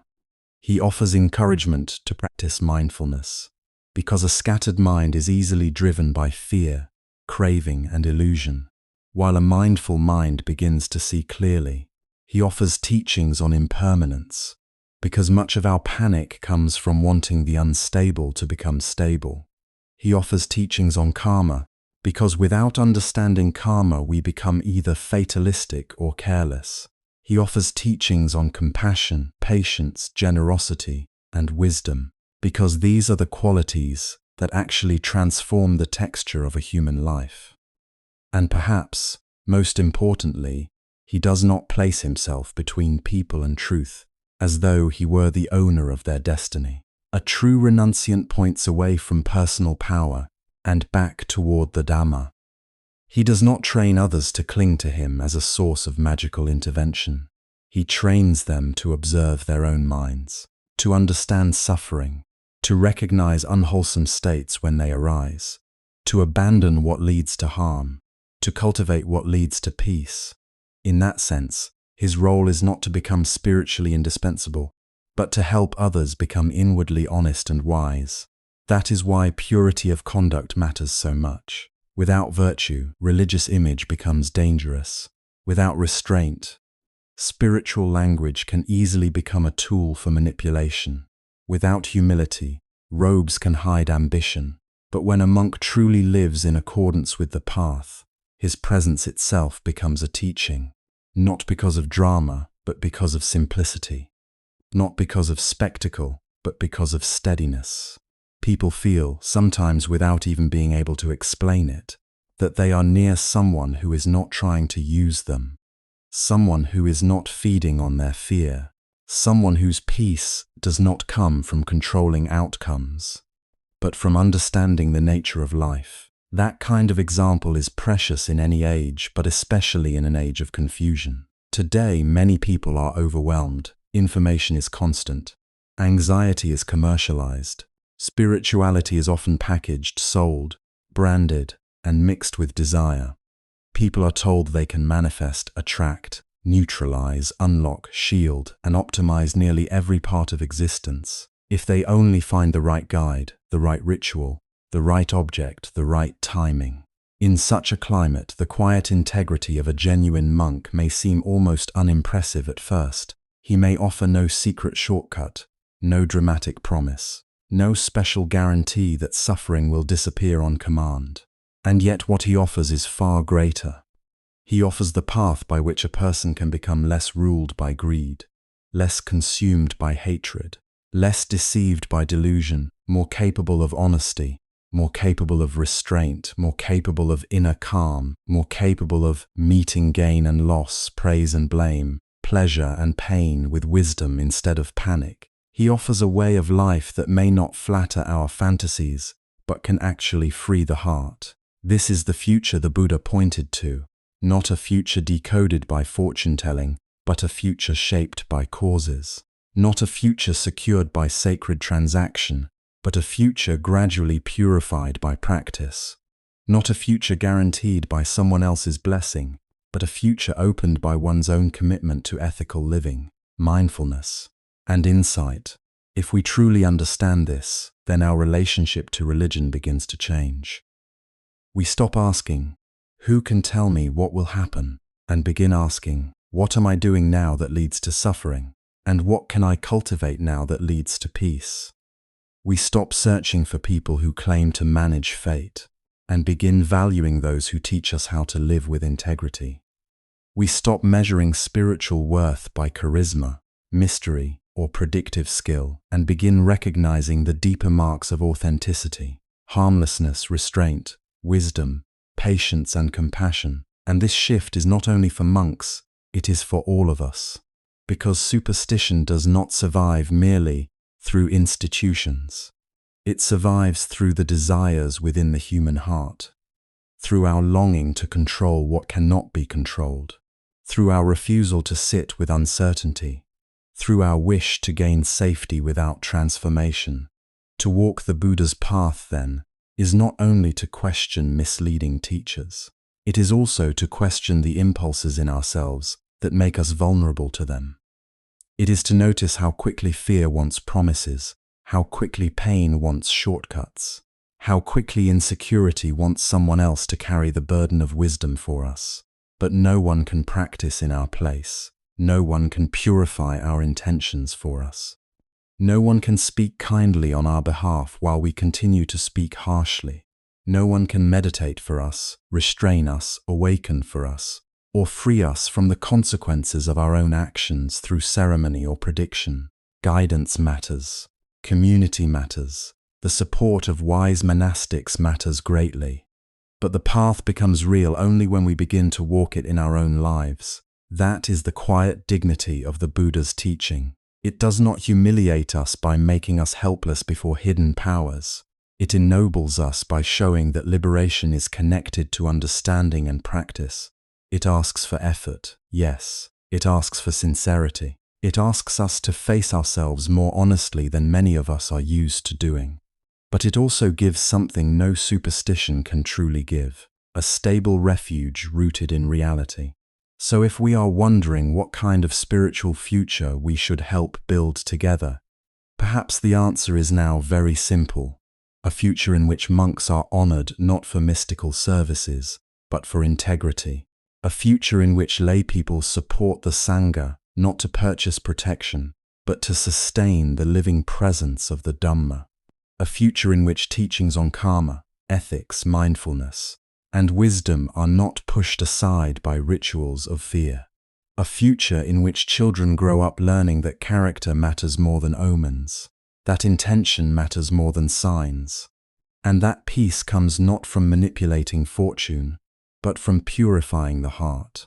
a future in which the robe is protected from misuse by those who wear it well, and by those who respectfully refuse to turn it into an instrument of superstition, a future in which refuge is understood correctly, not as dependence on prediction, but as confidence in the Buddha, the Dharma, and the Sangha rightly lived.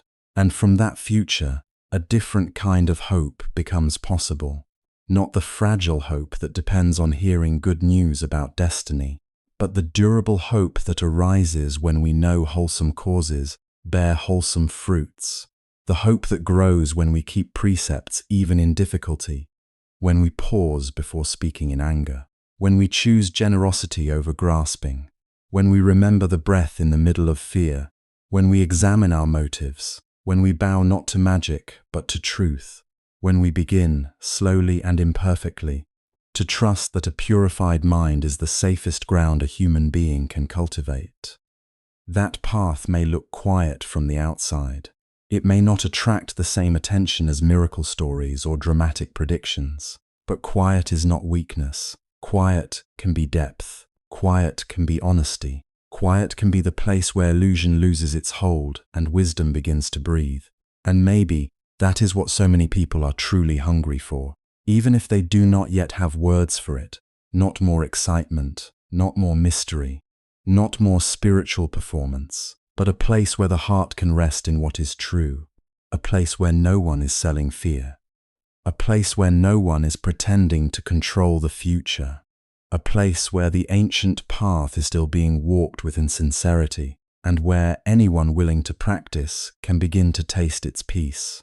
If this reflection has been meaningful to you, let it not end only as an idea.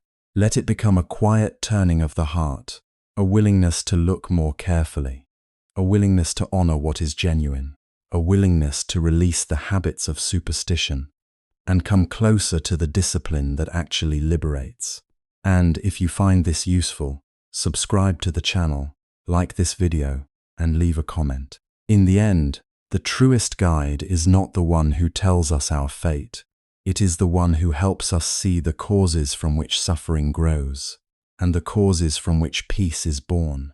The truest monk is not the one who dazzles us with hidden knowledge, but the one who, through virtue, wisdom, and compassion, reminds us that the deepest transformation is still possible. So we return, at last, to the quiet dignity of a real renunciant, and to the refuge that does not depend on predictions at all, but on wisdom, ethical living, and the patient transformation of one's own mind.